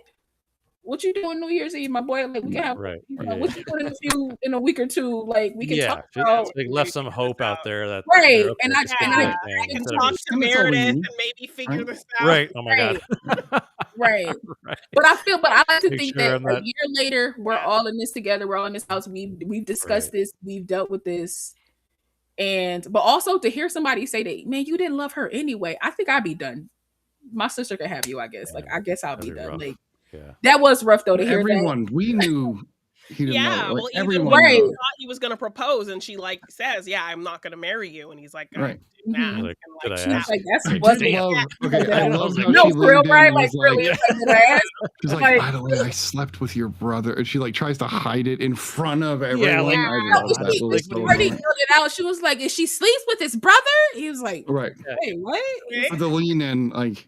As much as Sarah Jessica is very similar in a lot of movies, to me, her comedic timing can really be spot on. She's a and great she plays this type of role really, really, really well. Yeah. My first experience with her was she wanted to kind of take something that was separate from Carrie Bradshaw. Right. Yeah, and that makes sense. I would want to do that too. My first experience with her was with Steve Martin in L.A. Story, where she played his young love interest.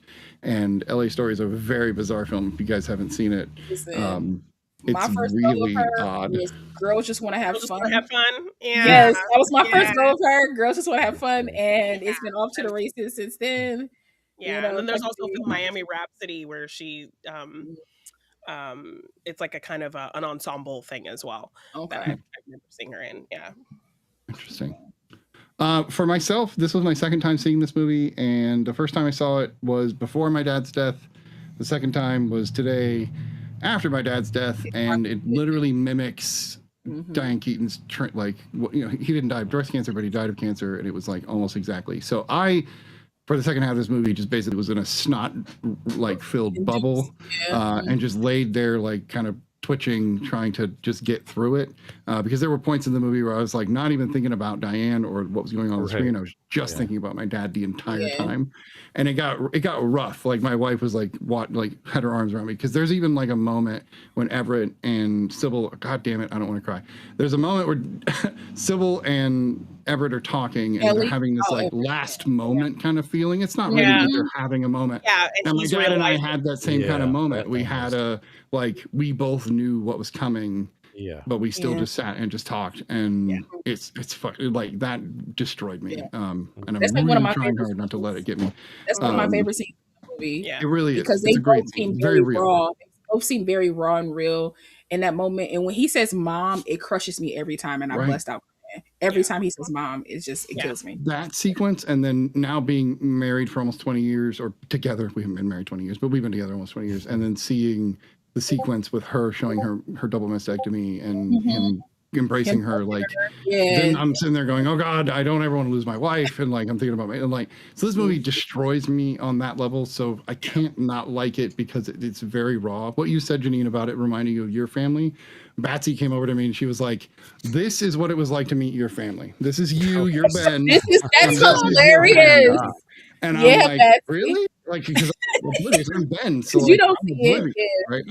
I'm just like, whatever, I'm chill, who cares? But no, apparently my family's very. We're very much when you're in kind of people. Right. But new people, they're like. But if tell you're me doing about yourself, and they would put Batsy on the spot. Off, right? If you do something kind of like Meredith, will be like, right. No, right. If you seem reserved or don't want to get involved, that's how my family was. They were like, jump off the dock. Everybody go jump off the dock now. We're going to go to the lake. And if you didn't jump off the dock, you were it was blasphemy, and you were an idiot. And so it was very much my family. And it made me get mad. Like you were saying, Brian, at the beginning, I'm sitting going, you guys are supposed to be better than this. You raise children who seem like decent people, and yet you're still making fun of this woman. You don't even know her yet, and she's trying so hard. Even the table scene, I'm going to give Meredith a smidge of grace, only because she was blundered and didn't understand what she was trying to say, because she was trying to express her feelings with people that weren't ready to just accept what she was trying to say with grace. And when she fucked it up, everybody got mad, and there was a moment where I was like, okay, I understand the dad stepping in and saying, no more, this is enough. When she then doubled down and started talking about it again and made him slam his hand on the table, that's when I was like, she's crossed the line. Because they were just trying to have an honest discussion, and I think that she was coming from a place of genuine concern for a child. Wanting to understand, right? Why would you put a child through more pain than they need to be put through? Right. And that's literally, to me, it asked properly might have been an innocent question, but she's so awkward and so unable to express herself. But it also just really in that scene for me, when I watch it again, I understand what she's trying to ask.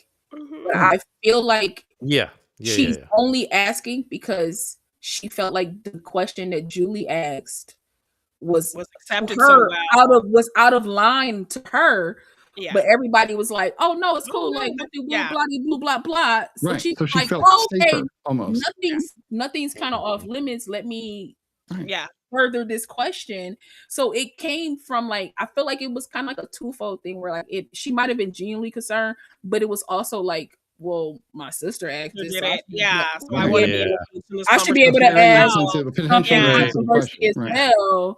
So it came off you're trying to do something your sister's doing, but you're not doing it in the same way. And you're not good enough to do it in the same way. Right. How Julie fits in as well. Right.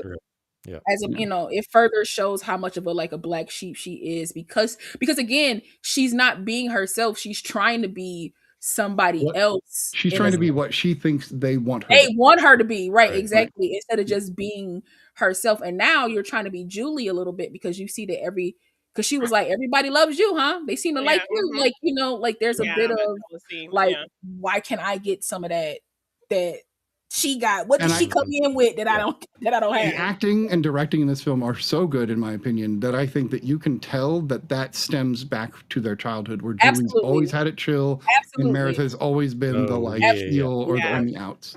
Absolutely. I think they did a good job of that mentality probably because even Julie, because it loses, because that's why I just love it, because it's a story that just shows you, it doesn't always tell you, because even when Julie, when the table, Meredith walks away and she's like, thanks for that out there, because Everett didn't help her, and Julie's at the table, and her and Sybil kind of talks at the same time, and Julie's like, I know she can seem like a lot, right.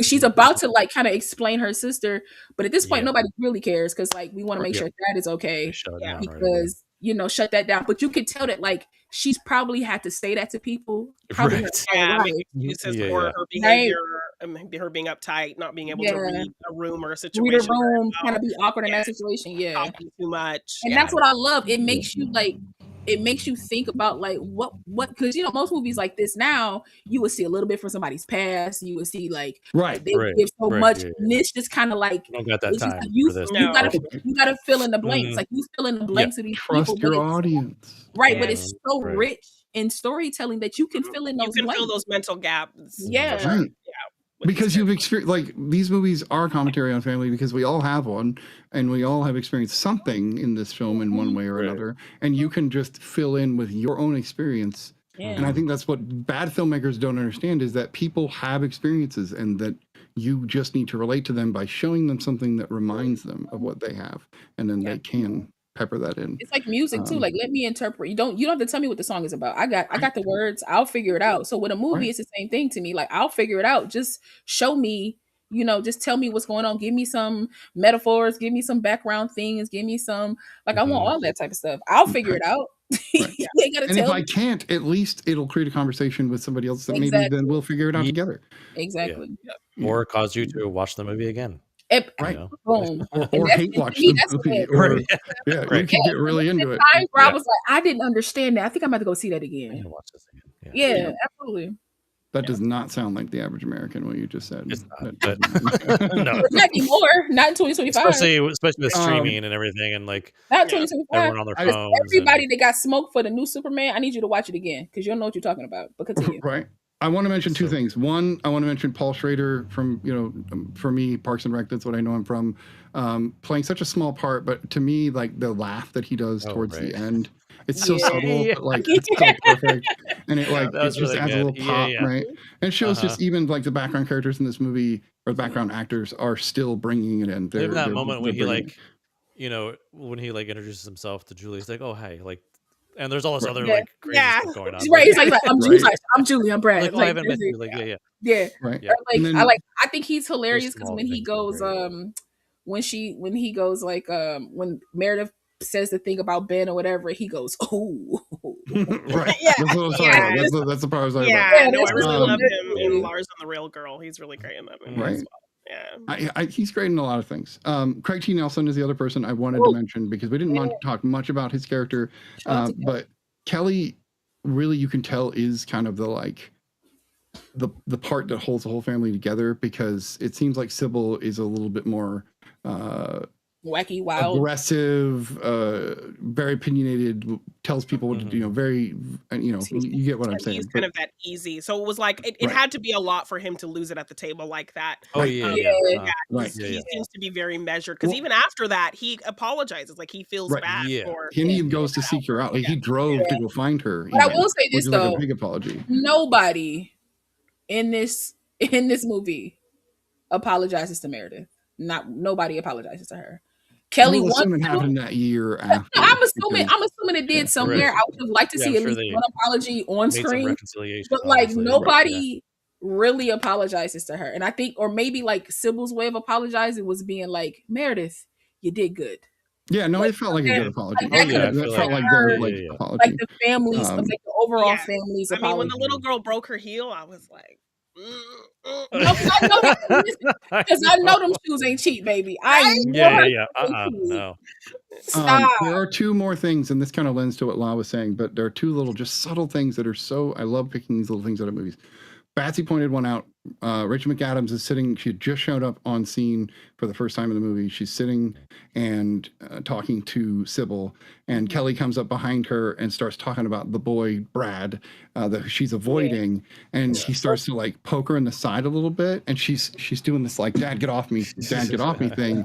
That's very realistic. Like you annoyed her because you brought up the boy she doesn't want to talk about, and so I like the way she looks at little Sybil. things, right? She says it. But then when they're at the baseball field, I think when they're at the stadium, Oh, yeah, and it's him and just Ben and Kelly, and you can see Ben knocking out a pipe because they had just smoked.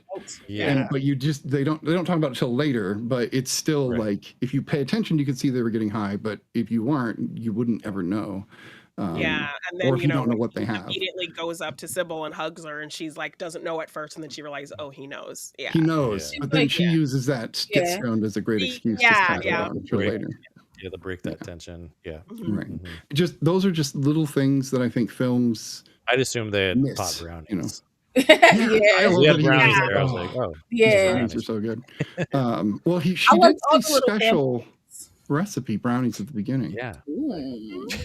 I mean, but and they are like Connecticut liberals, so right. Also, Right. she had a double mastectomy. I'm sure it's weed all around the house somewhere. Like it's, Oh, like, yeah. you know. Well, and that was the other thing. I get the idea that Meredith is like maybe not a full-blown conservative, but a more conservative person from New York that comes from a very different type of family who they don't do these kind of things. They don't run and hug each other. They don't do these like she was very very weird about close that. family things. Yeah. So she comes off as stuffy and conservative while they're all like, be loose and smoke some weed.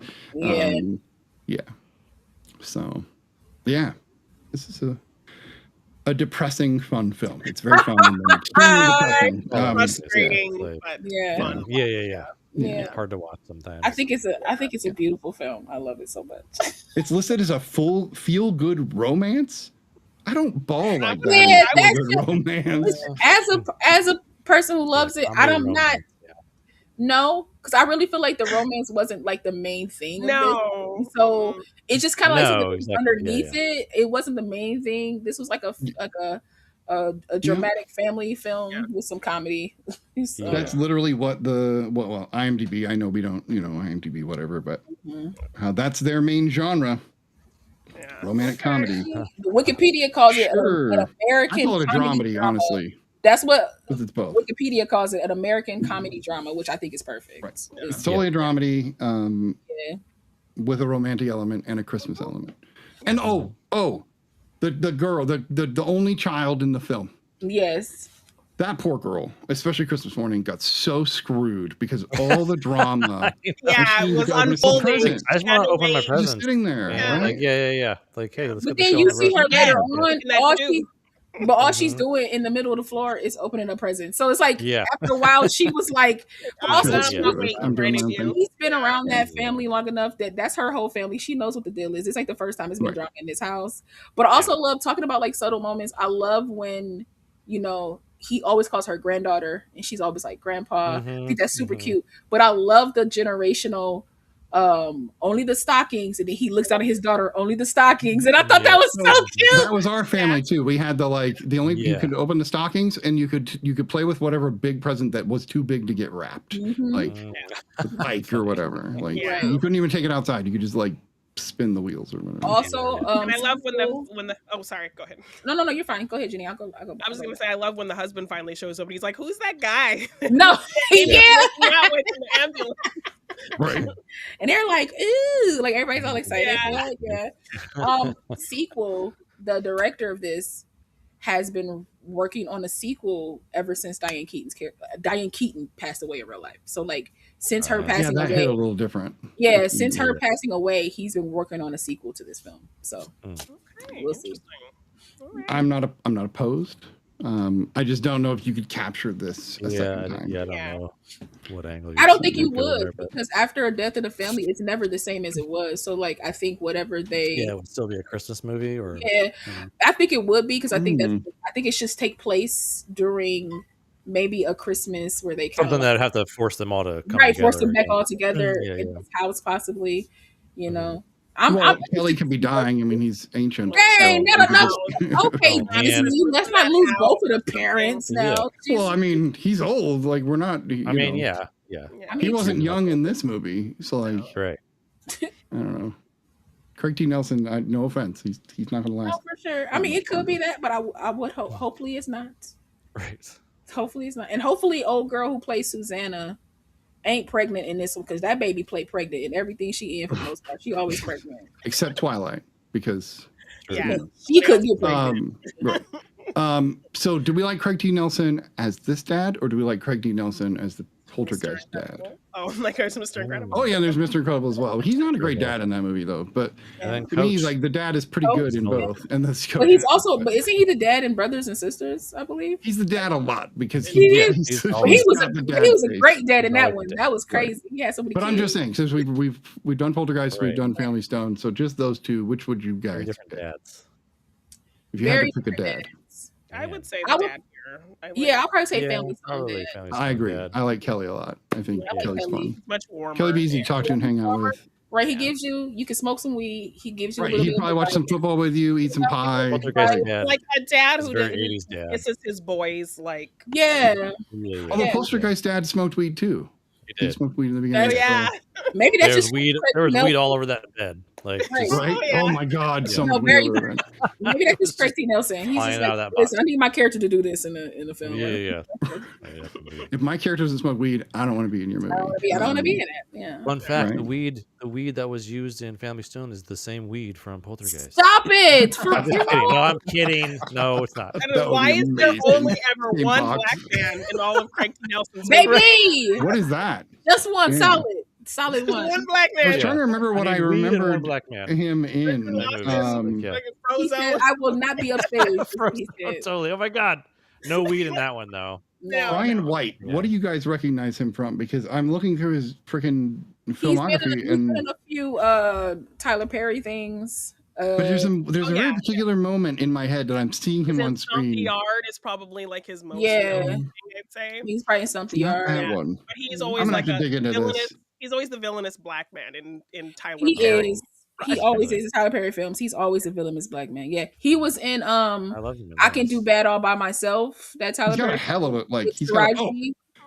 I remember he was in Cabin in the Woods. He played the security guard for the Oh, facility. yeah. So that's what I remember him specifically because he's so chill while everybody else, or not chill. He's like concerned while everybody else is chill. Yeah, Um, yeah. Anyway, Janine, what do you rate The Family Stone? Probably need to wrap it up here. I give this movie an 8. An 8. All right. So First Wives Club beats that one. How about you, Law? I give this In a wrong 9. order. A Give this a 9. All right. Yes, All love this right. Brian? 7.5. 7.5. I'm going to go with Law on this. This one, both times I've very much enjoyed it. And while the ending is weird with the like sister brother swap thing, it's not I in a cry weird every way. It's just cry every weird. time I watch So this film. I cry every it time. makes me giggle. It's different. And I laugh. Yes. So Yeah. yeah. And I I'll like give that it it's a family that you don't like That game's necessarily can't. I like that we can't latch on to anybody, so I kind of just watch everybody. It's like I literally watch. Right. Yeah, that's kind of what you point. end up doing. Like, yeah. Yeah. Yeah, I don't know who. I mean, I guess we're Everett, if anybody. That's our character, Right. Yeah. At most, but it still doesn't feel quite like that. But Yeah. all right, like I said, we're going to be doing Robert Redford movies next week, so we'll be doing All the President's Men, which is of course about the whole Yes. Watergate scenario, and then The Last Castle, which is about a general who is thrown into military prison. And I've seen and we can either. talk- Let's Oh, get it. nice. Me Um, either. So Come watch on, those. dude. Nice. In for a Okay, so treat. we know who's going first. Yeah. 100%. So yeah, check us out next week for those, and then we'll be doing Arnold Schwarzenegger's Jingle All the Way, as well as Better Watch Out, the horror film. So like a fun Christmas movie and a horror Christmas movie mixing it up. And then next year, you can actually see us. We're going to have Ray, one of our previous hosts, back on the show in order to review both Old Guard and Old Guard 2. And then we've got some other fun things planned for next year, including what sounds like a Goldie Hawn and Kurt Russell month. So we're doing something like that. So check it out. And thanks for joining us. As La will always say, we will find you. Check us out on everything. Oh, I was like, wait. What do I say? You say it every time. I don't know the put you on the spot. Oh, follow us everywhere. Yeah. Do it now. Put you on As the I say it out my lips. Follow us. Right. And we will find you. Yes, we will Have find a great night, guys. Night. Bye. See ya.